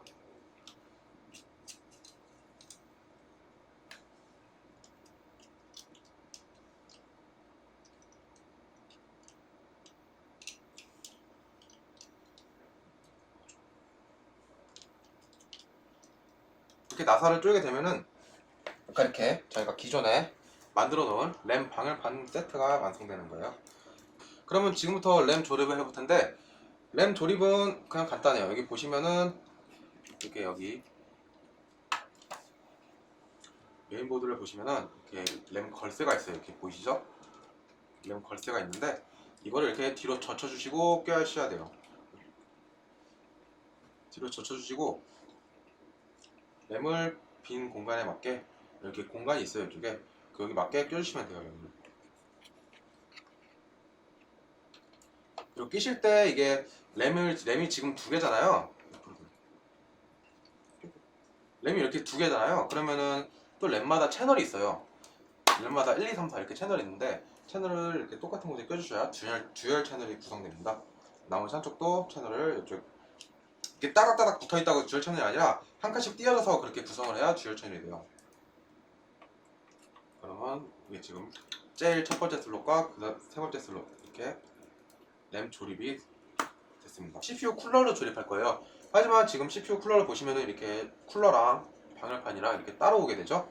근데 이렇게 먼저 끼고 조립을 하게 되면은 여기 보시면은 여기가 이게 나사 구멍이에요. 이렇게 두 개가 나사 구멍이 있는데 나사 구멍이 여기 램이랑 굉장히 가까이 붙어 있어가지고 이 쿨러를 먼저 끼게 되면은 이 나사 구멍에 드라이버가 들어가지 않아서 조립을 하지 못하게 됩니다. 그러니까 이 방열판을 먼저 조립하고 쿨러를 먼저 조립해 주셔야 돼요. 이 방열판을 먼저 조립하려면은 이 뒤에 보시는 이거 백플레이트라고 하는데 CPU 뒤에 메인보드 뒤에 이렇게 고정을 해줘야 돼요. 여기 보시면은 이렇게 구멍이 이렇게 하나 둘 셋 네 개가 있죠. 이 구멍을 그냥 방열판 끼게 되면 안 들어가니까 거기에다가 이렇게 앞놈 숨놈 역할을 해주는 놈을 이렇게 딱 끼면은 첫 번째 조립은 끝이 납니다. 쿨러의 첫 번째 조립.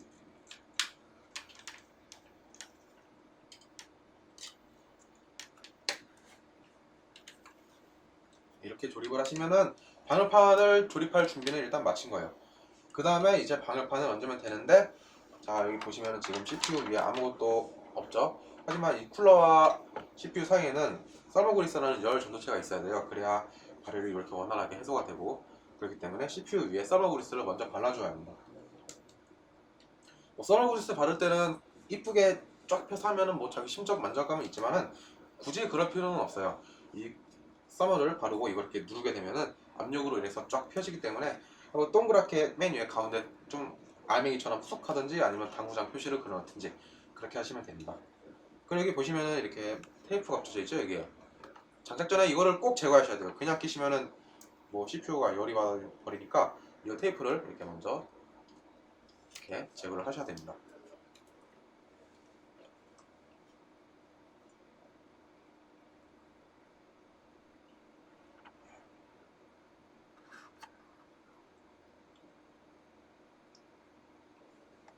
자, 지금 서머 그리스가 완료가 됐는데 제가 아까 말씀드렸듯이 굳이 이쁘게 바를 필요 없어요. 그냥 이렇게 뭉텅이로 올려놔도 이 방열판을 얹게 되면은 알아서 잘 압력에 의해서 잘 퍼지기 때문에 상관이 없습니다. 그러면 이제 방열판을 이렇게 조립을 해볼게요. 이 방열판을 조립하실 때 아까 뒤에 보여드렸던 그 백플레이트 그 구멍이 잘 맞는지 확인하시고 하셔야 됩니다. 이거 얹은 다음에 이렇게 나사를 조여주게 되면은 들어가서 조립이 돼요. 하지만 이 CPU 쿨러를 조립할 때 조금 주의사항이 있는데, 지금 보시면은 이렇게 대각선으로 아까 여기 했고 지금은 여기 하죠. 이런 이유가 CPU 한쪽을 먼저 두 쪽으로 이렇게 다 해버리면은 CPU의 압력이 그쪽으로 다 쏠려버려요. 그래서 CPU가 휘거나 심한 경우는 코어가 파손될 수 있기 때문에 꼭 대각선으로 이쪽 했으면 이쪽, 이쪽 했으면 이쪽 이런 식으로 해주시는 게 좋습니다.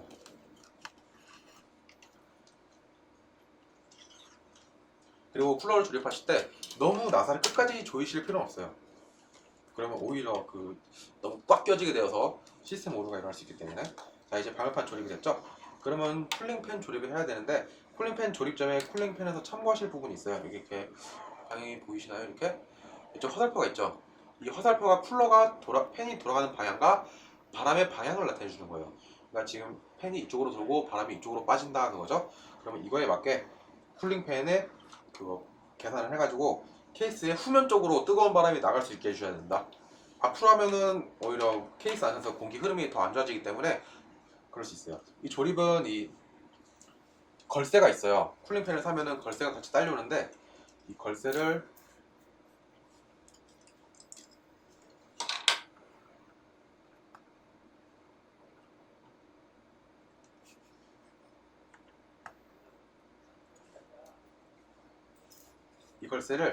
쿨링팬에 여기 동그라미 구멍이 있어요. 보시면은 이렇게 동그라미 구멍이 있죠.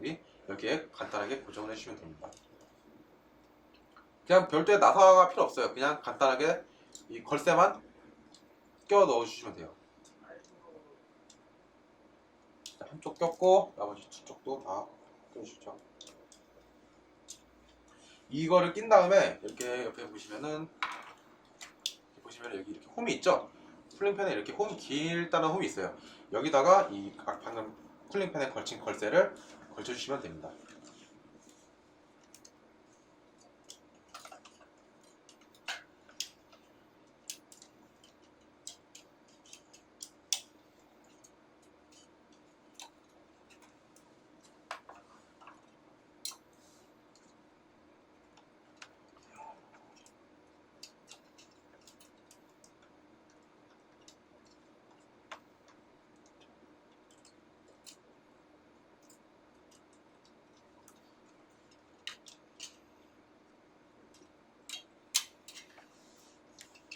자, 이렇게 조립이 완료되었죠? 그리고 이 팬에 전원을 꽂아줘야 되는데 지금 이렇게 보시면은 이게 보이시나요? 여기 확대 좀 해주세요. 이게 보시면은 팬 구멍이 4개죠? 이 4개면은 팬에 PWM 기능이 있다는 거예요. PWM 기능은 온도에 따라서 팬이 자동적으로 알아서 그 팬 회전수를 조절한다는 그런 기능입니다. 이게 팬이 3핀인 게 있는데 3핀에는 해당 기능이 없어요. 그리고 보시면은 전원선이 여기 CPU 옆에 있죠? 이렇게 보이시나요? 여기 이쪽 있죠? 이렇게 전원이 이렇게 4핀이 있죠? 여기다가 이렇게 꽂아주시면은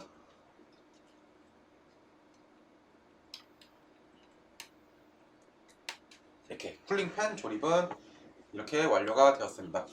이제 메인보드에 케이스를 집어넣기 전까지는 여기가 끝이에요.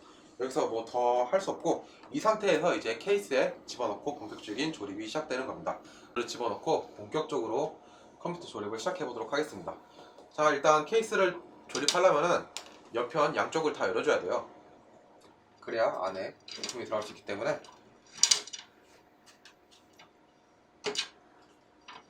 이렇게 열어주고 반대쪽도 보통 이렇게 좌우 측면은 손나사로 되어 있어요. 그래서 간단하게 열 수 있는데 이 경우는 지금 새 거여가지고 꽉 조여져 있어서 드라이버를 사용하겠네요.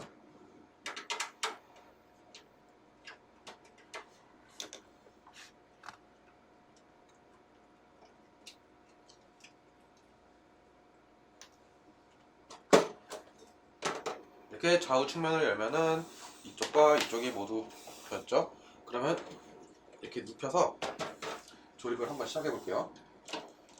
구성품은 보통 케이스를 사게 되면은 구성품 이렇게 다 케이스 안에 들어있어요. 박스 말고 케이스 안에 들어있기 때문에 한번 다 열어서서 케이스를 구매하시면 이렇게 다 열어서서 한번 확인을 해보시는 게 좋을 듯 합니다.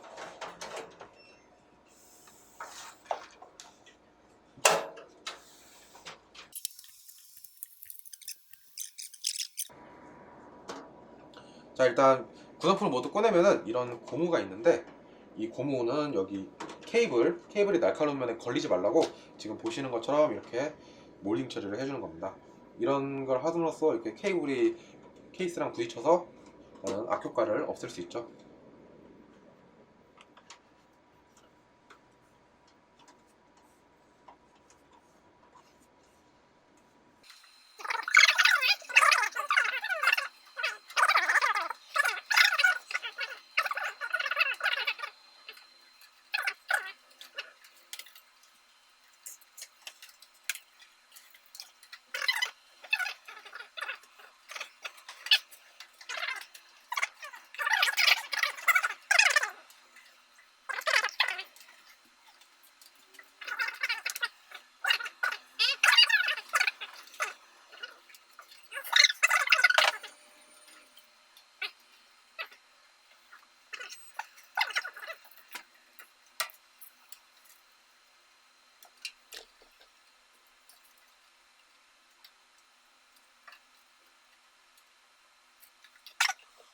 야 이거 펜허브 있냐? 이거?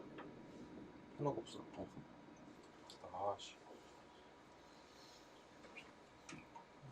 아니 내가 말하면 그냥 너 계속 들려. 응. 시작할게요.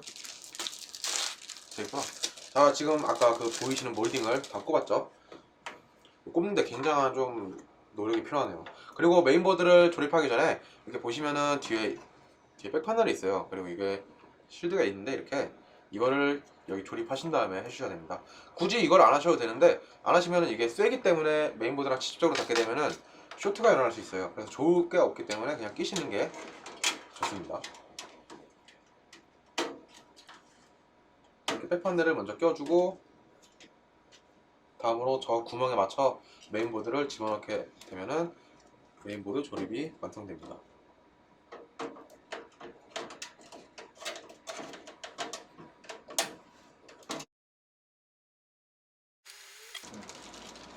그리고 그 구멍에 맞춰서 넣어준 다음에 그냥 나사만 규격에 맞는 나사만 넣어서 조여주시면은 메인보드 조립은 완료돼요.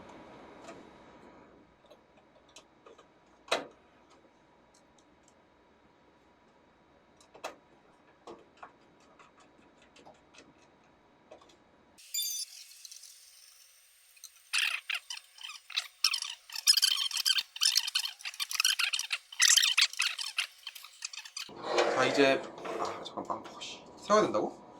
여기 꽂아 들어가야 되는데 당연하지. 그럼 지금 이렇게 뒤로 가야 되는데 이렇게 해서 여기에서 된다. 자 이렇게 메인보드 조립이 끝났으면은 이제 파워를 조립할 차례예요. 뭐 메인보드나 파워 두 개 다 굉장히 조립을 딴 거보다 나중에 되면은 까다로워지는 부분들이기 때문에 이 두 개를 가장 먼저 우선적으로 해주셔야 나중에 조립이 편하십니다. 이 파워를 보시면은 펜 방향이 이렇게 펜이 아래쪽으로 가도록 하셔야 돼요. 이렇게 아래쪽에 통풍구가 있기 때문에 아래쪽으로 가도록 해야 파워의 쿨링이 원활하게 됩니다. 파워를 넣어주시고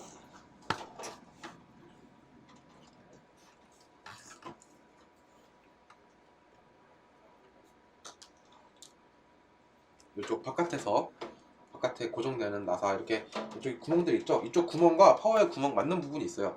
그 부분에다가 나사를 고정해 주시면 되겠습니다.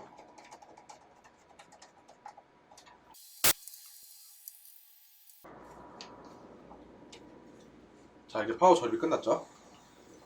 파워 조립은 그렇게 어렵지 않아요. 그냥 딱 맞춰서 나사 구멍만 꼽아주면 되기 때문에 그렇게 까다로운 작업은 아닙니다. 자 이제 파워를 조립했으면은 이제 전원선을 몇 개를 연결해 줘야 돼요. 가장 먼저 연결해 주는 거는 지금 이렇게 연결해 주는 거는 메인보드 전원입니다. 8핀 여기 CPU1 이렇게 써 있죠. 이거는 메인보드의 보조 전원이에요. 하지만 보조 전이라고 해서 연결을 안 해야 되는 건 아니고 필수적으로 해야 되는 전원 중에 하나입니다. 이렇게 보시면은 이렇게 구멍들이 있어요. 케이스에 이렇게 케이스 아까 몰딩한 부분도 있고 위에도 있고 각종 구멍들이 있죠. 이 부분에 전원선을 통과시켜서 하게 되면은 깔끔한 성정리가 가능합니다. 이렇게 반대쪽에서 통과시킨 다음에 다시 앞쪽으로 와서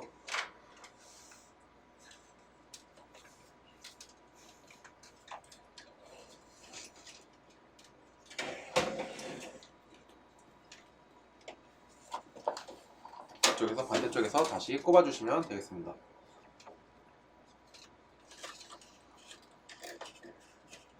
뭐 그냥 이쪽 구멍에서 이렇게 나와도 상관없는데 그렇게 되면은 다 조립하고 나서 안에 보면은 선 때문에 굉장히 정신사나워지기 때문에 가급적 저기 가장 가까운 구멍을 통해서 조립을 하시는 게 좋을 거예요. 이게 선 정리가 안 되면은 그냥 보기 싫은 것도 있지만은 그 선 때문에 공기 흐름이 나빠지기 때문에 케이스 안에 전체적인 온도가 올라가는 그런 악영향도 있기 때문에 귀찮다고 그냥 막 하지 마시고 조금 귀찮더라도 이렇게 구멍을 통해서 하시는 것을 추천드립니다. 자 이제 메인보드에 보조 전원까지 입력을 했으면은 이제 그래픽카드를 조립해 볼게요. 그래픽카드 조립 전에 이렇게 옆에 보시면은 PCI 가이드가 있어요.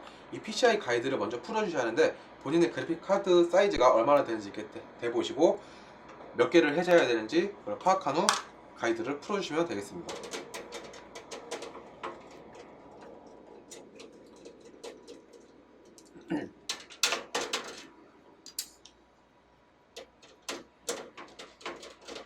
그리고 PCI 슬롯이 이렇게 저희 두 개가 있죠. 이 두 개 중에 가장 최상단의 슬롯을 꽂아야 정상적인 성능이 보장되니 가장 맨 위 슬롯에 꽂는 걸 추천드려요. 만약 그래픽 카드가 두 개다 하면은 두 개 다 꽂아야 되잖아요. 그 고정은 그래픽 카드 장착은 그냥 이 슬롯에 맞도록 꽂아서 넣어주시면 돼요.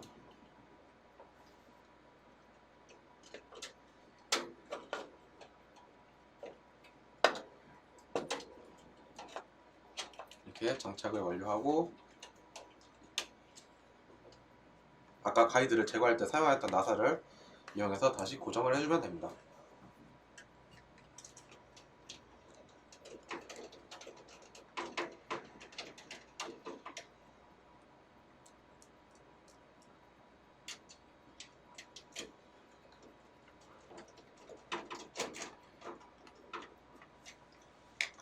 자, 이렇게 그래픽카드 조립까지 완료되었죠?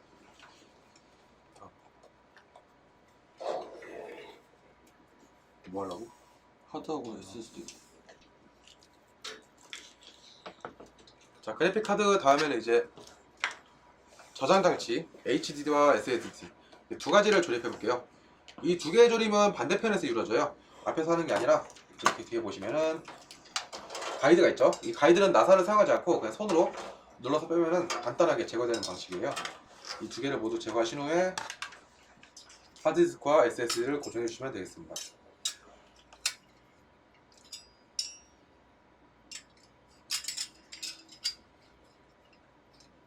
끼우신 후에 나사 구멍이 이렇게 딱 맞는 부분이 있어요. 이렇게 지금 보이시죠? 이쪽에다가 그냥 나사를 조립해서 고정을 해주시면 돼요.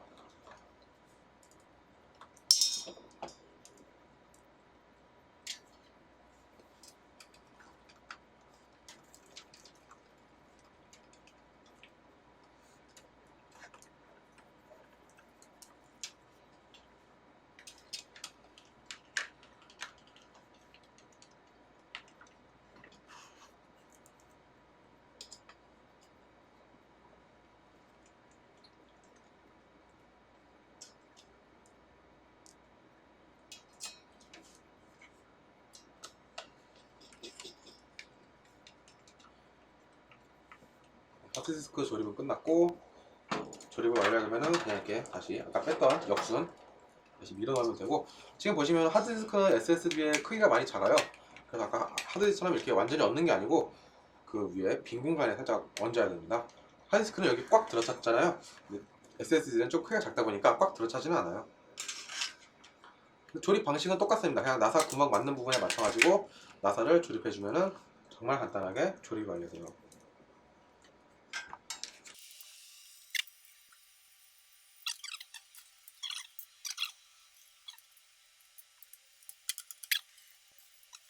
끼워주면은 케이스 안에 모든 부품들이 다 들어가게 되죠. 이제 넣을 부분은 더 이상 없어요. 여기서 이제 선만 꽂고 정리를 해주면은 정상적인 컴퓨터 한 대가 완성되는 단계죠. 이게 선이 지금 상당히 많은데 이렇게 보시는 것처럼 굵직굵직한 선부터 먼저 가장 꼽아주시는 게 나중에 하기도 편하실 거예요.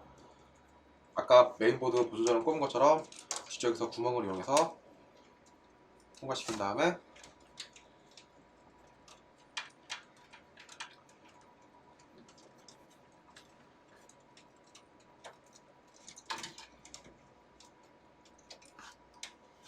여기 쪽에서 통과시키고 반대쪽에서 다시 이렇게 꼽아주시면 됩니다.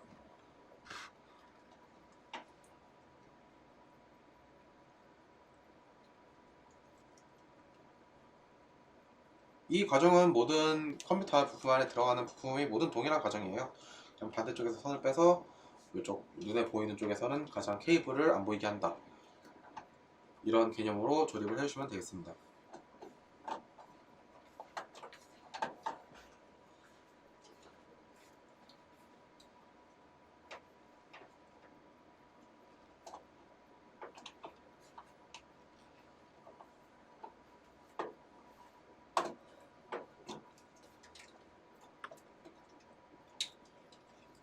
이렇게 메인보드, 메인 전원까지 조립이 됐고 이렇게 그냥 계속 반복하시면 돼요.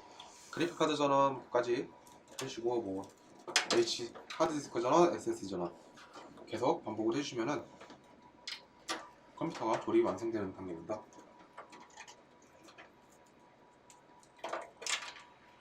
근데 여기 SSD 가이드 있네. 여기 이거 SSD 아니야 이거? 조건하는 저 보시면 셔터 꽂기 힘드니까. 아, 그거 넘기면 좋겠다.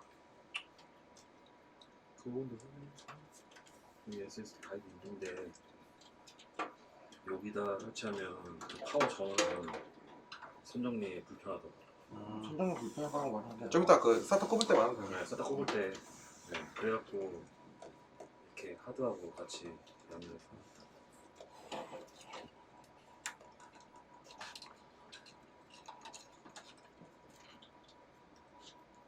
자, 저희가 지금 사용한 1060 개간지는 6핀 전원 하나만 사용하기 때문에 6핀 전원 하나만 꼽았죠. 근데 이 8핀 전원을 사용하는 것도 있고 6핀 전원 2개, 뭐 다 제각각이에요. 하지만 저희가 선택한 그래픽카드는 6핀 전원 하나만 사용하기 때문에 하나만 꼽아도 정상으로 구동이 됩니다. 이 보조전원을 사용하지 않는 그래픽카드도 많아요. 저전력 그래픽카드들은 저는 보조전을 사용하지 않고 그냥 PCI에서 끌어쓰는 전력만으로도 충분한 성능을 낼 수 있는 그래픽카드가 많기 때문에 자기 그래픽카드는 보조전이 없다고 해서 무조건 꼽아야 되는 그런 건 아니에요. 자, 지금 케이블 반대쪽에 보시면은 케이블이 많죠? 이 케이블을 모두 앞으로 넘겨주셔야 돼요. 그래야 나중에 하기도 편하고 깔끔해 보이기도 하는 그런 효과를 얻을 수 있습니다. 여기 보시면은 케이스 뒷면에 이렇게 보시면은 여기 구멍이 상당히 많죠. 이런 구멍. 여기도 있고 여기도 있고 여기 위에도 있고 여기 위에도 있고 상당히 구멍이 많은데 이 구멍들을 이용해서 반대편으로 케이블들을 넘겨주시면 돼요.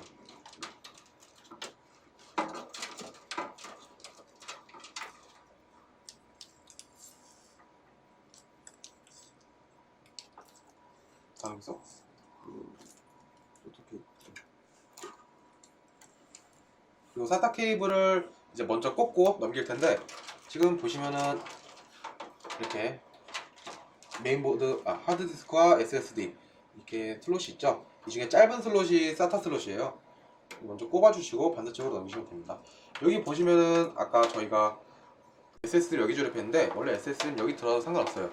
여기 SSD 크게 딱 맞는 공간이 있는데 여기에 꽂게 되면은 전원하고 SATA 케이블 꼽기가 조금 불편해가지고 저희는 이쪽에 조립했습니다. 뭐 여기다 꼽으면 깔끔해지는 장점이 있긴 한데 저희는 이쪽에 조립했어요.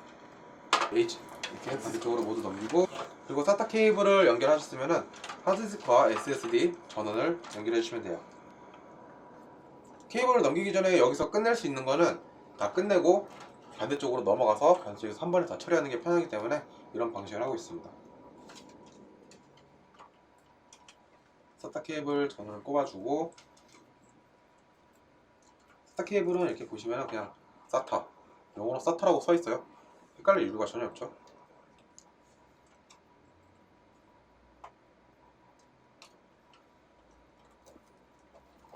이렇게 SATA 케이블을 모두 꼽았습니다. 그 다음에 위에 이렇게 보시면은 펜이라고 써져 있는 전원선이 있어요. 이것도 있고 여기도 있고 이거에 전원을 공급해 주시면 펜 전원이 들어가기 때문에 이것도 먼저 반대편에서 좀 꼽아 주시면 되겠습니다.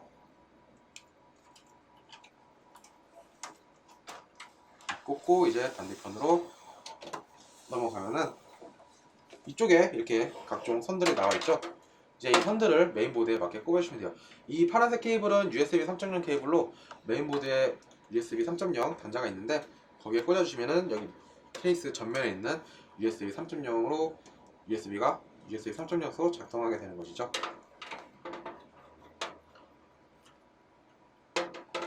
SATA 케이블을 메인보드 앞에 있는 슬롯에 꼽아주시면 됩니다.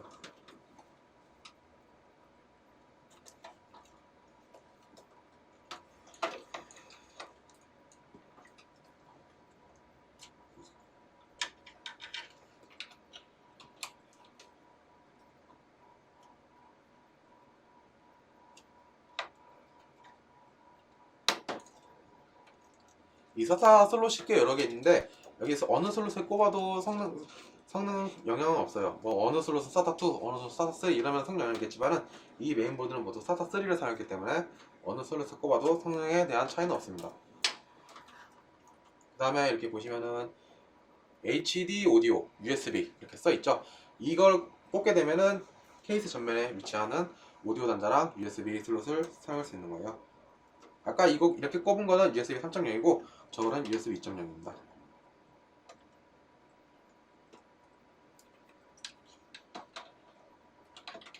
이 꼽으실 때 메인보드에 위치한 USB 슬롯, HD 오디오 슬롯은 대부분 다 메인보드 하단에 위치해 있어요. 하단에 USB, HD 오디오 이렇게 써있기 때문에 보고 꼽으시면 됩니다.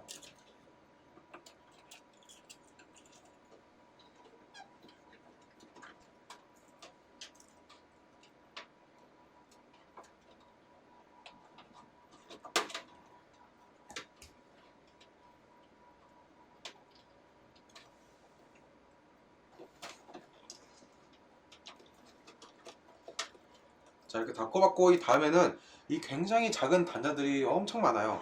이게 조금 골치 아픈 존재이기도 한데 이거는 메인보드 아래쪽에 보시면은 여기 굉장히 오돌토돌하게 모여있는 슬롯들이 있어요. 이 케이블 꼽는 부분이 오돌토돌하게 모여있는 부분이 있는데 이 메인보드 잘 보시면은 그 어느 부분에 뭘 꼽아야 하는지 그게 나와 있어요. 그걸 보시고 이렇게 꼽아주시면 됩니다. 단자의 파워 온, 뭐 리셋 스위치 이렇게 다 써있기 때문에 그거대로 똑같이 꽂아주시면 돼요. 이 플러스 마이너스가 헷갈려 하시는 분들이 있는데 이거를 간단하게 하는 방법은 이 단자에 써있는 글자들이 서로 마주보게 꽂으면 플러스 마이너스를 신경 쓸 필요가 없습니다.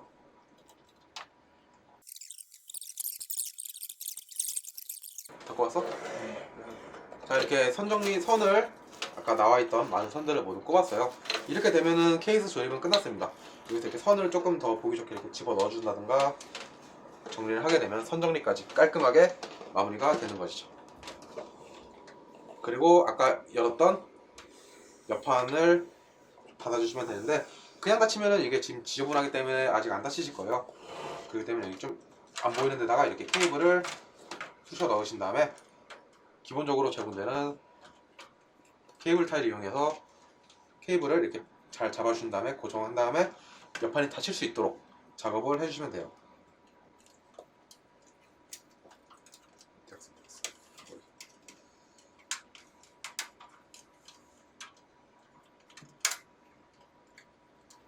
이 케이스마다 뒤에 보시면은 이 케이블 타일을 걸칠 수 있게 홈이 나 있어요.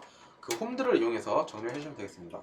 이 선 정리는 뭐 딱히 정해진 그런 게 아니라 케이블 있는 위치에 따라서 본인이 얼마나 잘 하냐에 따라 모두 달라질 수 있기 때문에 이거는 조금 저희가 어떻게 설명을 드릴 수가 없네요. 그냥 이 홈을 이용해서 선 정리를 한다.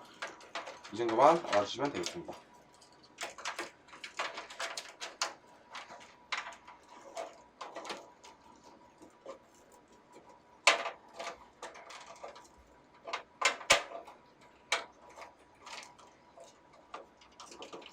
케이블 타일 안 쓸 거야 여기? 여기다가? 정리가 안 되는데 이거 지금 상남자 그냥 넘긴다고 하니까 정리가 안 돼. 상남자의 선정리. 정리가 안 되네. 이거 그냥 정리 안 하고 옆판 닫아버리나요? 닫아버리는 게 나을 것 같은데. 정리 어떻게 했니? 아 잠깐 그냥 넘긴다 하니까. 내가 말할게요. 지금 이렇게 보시면은 저희가 조립했는데 이렇게 여기 선이 이렇게 뭉텅이로 있는 거는 케이블 타이로 어떻게 되지가 않아요. 그런 케이블 타이로 할 수 있는 한계점들을 이렇게 잘 뭉쳐주신 다음에 옆판을 닫아버리면 반대쪽에서 보이지가 않기 때문에 그냥 옆판을 닫아버리시면 됩니다. 이게 케이블이 많다 보니까 힘 때문에 옆판이 잘 안 들어갈 수 있어요. 케이블의 힘 때문에. 그럴 때 그냥 이렇게 해주시고 나사를 여기서 끼워주시면은 그 상태로 고정이 되어버리기 때문에 별로 크게 신경을 안 쓰셔도 돼요.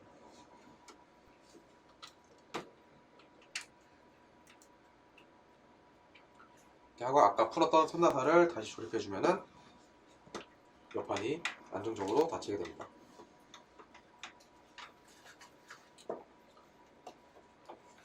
변기기를 연결해서 한번 컴퓨터를 사용할 수 있도록 연결해 볼게요. 먼저 가장 옆에 이렇게 모니터 측면에 포트를 보시면 총 4개 포트가 있어요. 여기부터 DP, VJ, DVI, HDMI 이렇게 있는데 기본 제공되는 케이블은 지금 이렇게 보시면 DVI 케이블이에요. 기본 모양이 똑같죠? 이 DVI 케이블인데 DP나 HDMI 케이블을 연결하게 되면은 소리까지 같이 출력되니까 모니터에 스피커를 사용하겠다 그러면은 저 2개 케이블을 이용하시면 돼요. 하지만 기본 제공되는 케이블은 이 DVI 케이블이기 때문에 저희는 DVI 케이블을 연결해 볼게요. 이 위에 있는 VJ 케이블은 VJ 단자는 요즘은 거의 쓰이지 않는 단자예요. 엄청나게 옛날 구식이어가지고 요즘에는 거의 쓰는 일이 없어요. 자, 이 연결은 그냥 뭐 다른 거 생각하실 필요 없어요. 그냥 똑같은 모양에 똑같이 끼워 넣으시면 돼요. 어렸을 때 뭐 해본 그런 장난감들처럼 그렇게 끼고 손나사를 이렇게 돌려주면은 자 이렇게 간단하게 조립이 완료되었습니다. 자 이제 본체 쪽을 보시면은 본체 쪽에 보시면 아까 저희가 그래픽 카드를 엿다 꼽았죠? 엿다 꼽았고 이게 메인보드에 달려있는 디바이 단자인데 그래픽 카드를 엿다 꼽게 되면은 안 나와요. 외장 그래픽 카드를 꼽았기 때문에 여기다 꼽아야 돼요. 이 위쪽 메인보드에 보시는 이쪽은 내장 그래픽 카드 포트예요. 그래서 엿다 꼽게 되면은 내장 그래픽이 온되기 때문에 엿다 꼽지 말고 밑에 그래픽 카드에 있는 단자 쪽에 이렇게 연결을 해주셔야 됩니다. 이 디바이 단자가 여러 개예요. 하지만 뭐 아무거나 상관없어요. 아무데나 꼽아도 정상적으로 출력이 되기 때문에 본인이 편하신 곳에 이렇게 연결을 해주시면은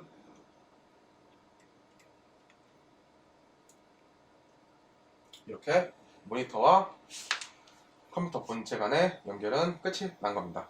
그러면 다음에는 키보드와 마우스 헤드셋을 연결해 볼게요. 마우스 먼저 연결해 볼게요.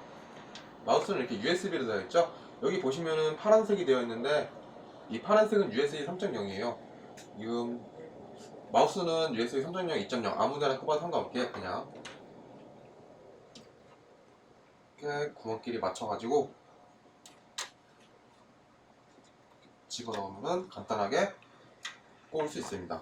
키보드도 마찬가지예요. 키보드도 그냥 똑같은 USB 타입으로 제작됐기 때문에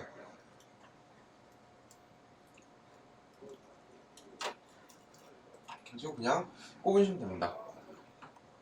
그리고 헤드셋 스포트를 보시면은 이게 3.5mm 단자가 앞에도 있어요. 그리고 뒷면에도 있죠.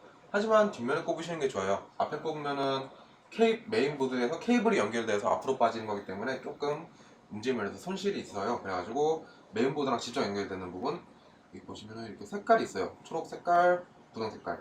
그거를 그냥 이렇게 맞춰가지고 초록색은 초록색에 분홍색은 이렇게 분홍색에 꼽아주시면 됩니다.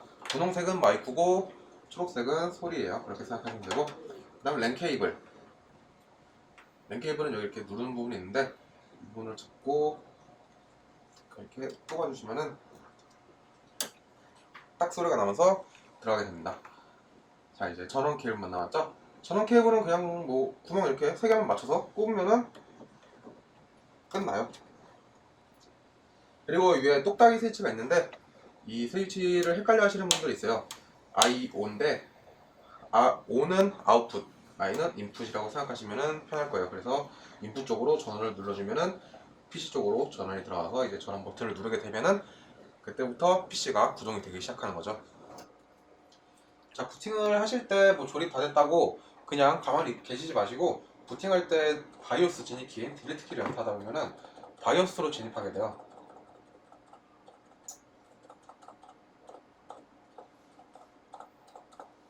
이 바이오스로 들어오시게 되면은 현재 연결되어 있는 하드웨어에 대한 정보들을 볼 수 있어요. 그래서 지금 원활하게 연결이 되는지 확인할 수 있죠. 지금 이렇게 보시면은 CPU 6600 이렇게 나와 있죠. 정상 연결됐고요. 그리고 램 4기가짜리 2개, 총 8기가. 그리고 Q300 프로와 하드디스크 정상적으로 인식하고 있고 그 펜 역시 제대로 들어오고 있습니다. 그리고 우측 상단에 이렇게 온도를 통해서 현재 CPU 쿨러나 다른 쿨러나 그런 쿨링 요소들이 정상적으로 결합이 되었는지 확인할 수도 있어요. 여기서는 이 정도만 확인하시고 넘어가시면 됩니다. 그럼 ESC를 눌러서 윈도우로 들어갈게요.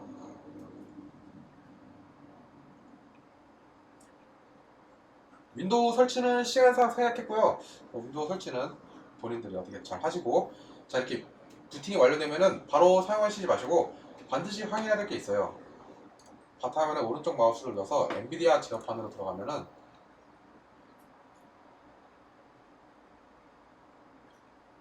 이쪽에 해상도 변경 탭이 있죠?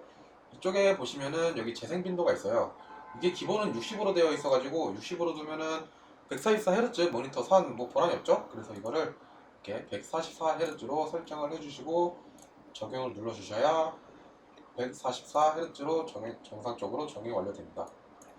를 플레이해 보도록 하겠습니다.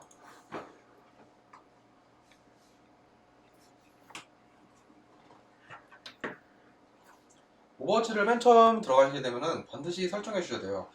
여기에 들어가면은 가장 먼저 해상도를 보시면은 여기 1919, 1080 해상도는 맞지만은 옆에 숫자 60이 있어있죠. 이 60이 Hz를 의미하는 건데 저희는 144Hz를 사용하기 때문에 144 이거를 반드시 해주셔야 돼요. 그래야 144Hz를 정상적으로 적용이 됩니다. 이렇게 해주시고 저희는 아까 인트로에서 말씀드렸듯이 높음 옵션을 사용할 거예요. 이 높음 옵션은 이렇게 정한다 해도 그래픽카드마다 기본 프리셋이 다르기 때문에 이 높음 저희 기준은 쿨앤조이 벤치마크 기준이고요. 그리고 이렇게 꼭 일부 설정을 제거하면 게임을 재시작해야 합니다. 이렇게 뜨기 때문에 반드시 적용을 누르고 게임을 껐다 켜주셔야 됩니다.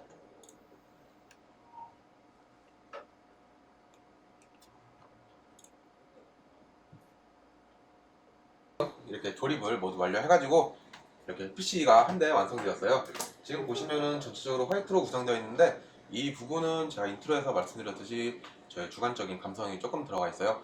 이렇게 케이스 외형부터 쿨러, 그래픽카드, 내부의 펜, 그리고 LED까지 모두 화이트로 되어서 굉장히 깔끔하면서도 고급스러운 이미지를 연출했습니다.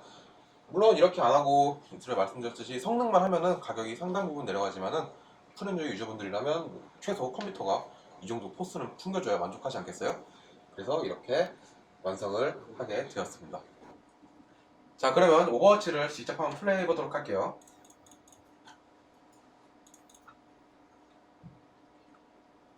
지금 뭐 별다른 전투가 일어나고 있지 않아서 프레임이 한 220, 30 굉장히 높게 나오죠. GPU 온도는 61도, CPU 42도. 게임을 반격해가지고 아직 그렇게 높지가 않은데 이 온도는 하다 보면 점점 올라갈 거라고 예상하고 사용률은 꾸준히 90% 정도 유지를 해주네요. 램 사용량도 4기가 조금 안되게 지금 3.7기가 정도 사용하고 있습니다. 자, 상대편이 조금 몰려왔죠? 그러면 프레임이 조금씩 떨어져요. 이제부터 지금 이제 아직 전투가 크게 일어나고 있지 않은데 한 165 정도 프레임이 나와주고 있네요. 여기서 이제 궁극기를 조금 쓰고 하면은 조금 더 내려가겠죠? 140 정도 유지를 해주네요, 최소. 그래도 이렇게 다 뭉쳐있는 경우는 오버워치에서 제법 부하가 많이 걸리는 상황이에요, 지금. 그런데도 최저 프레임은 140 이하로 거의 떨어지지 않고 있어요. 지금은 뭐 180, 160 이 정도 유지를 해주고 있죠, 꾸준히.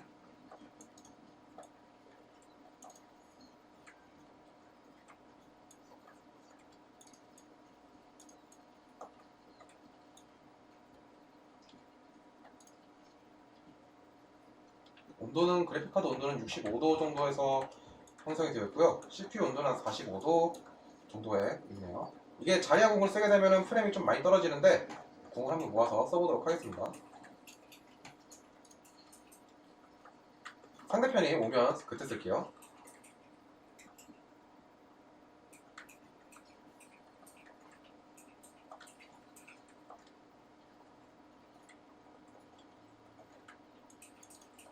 이렇게 쓰면 최저 프레임 한 132까지 순간적으로 내려갔다가 빠르게 140선으로 복구를 해주죠.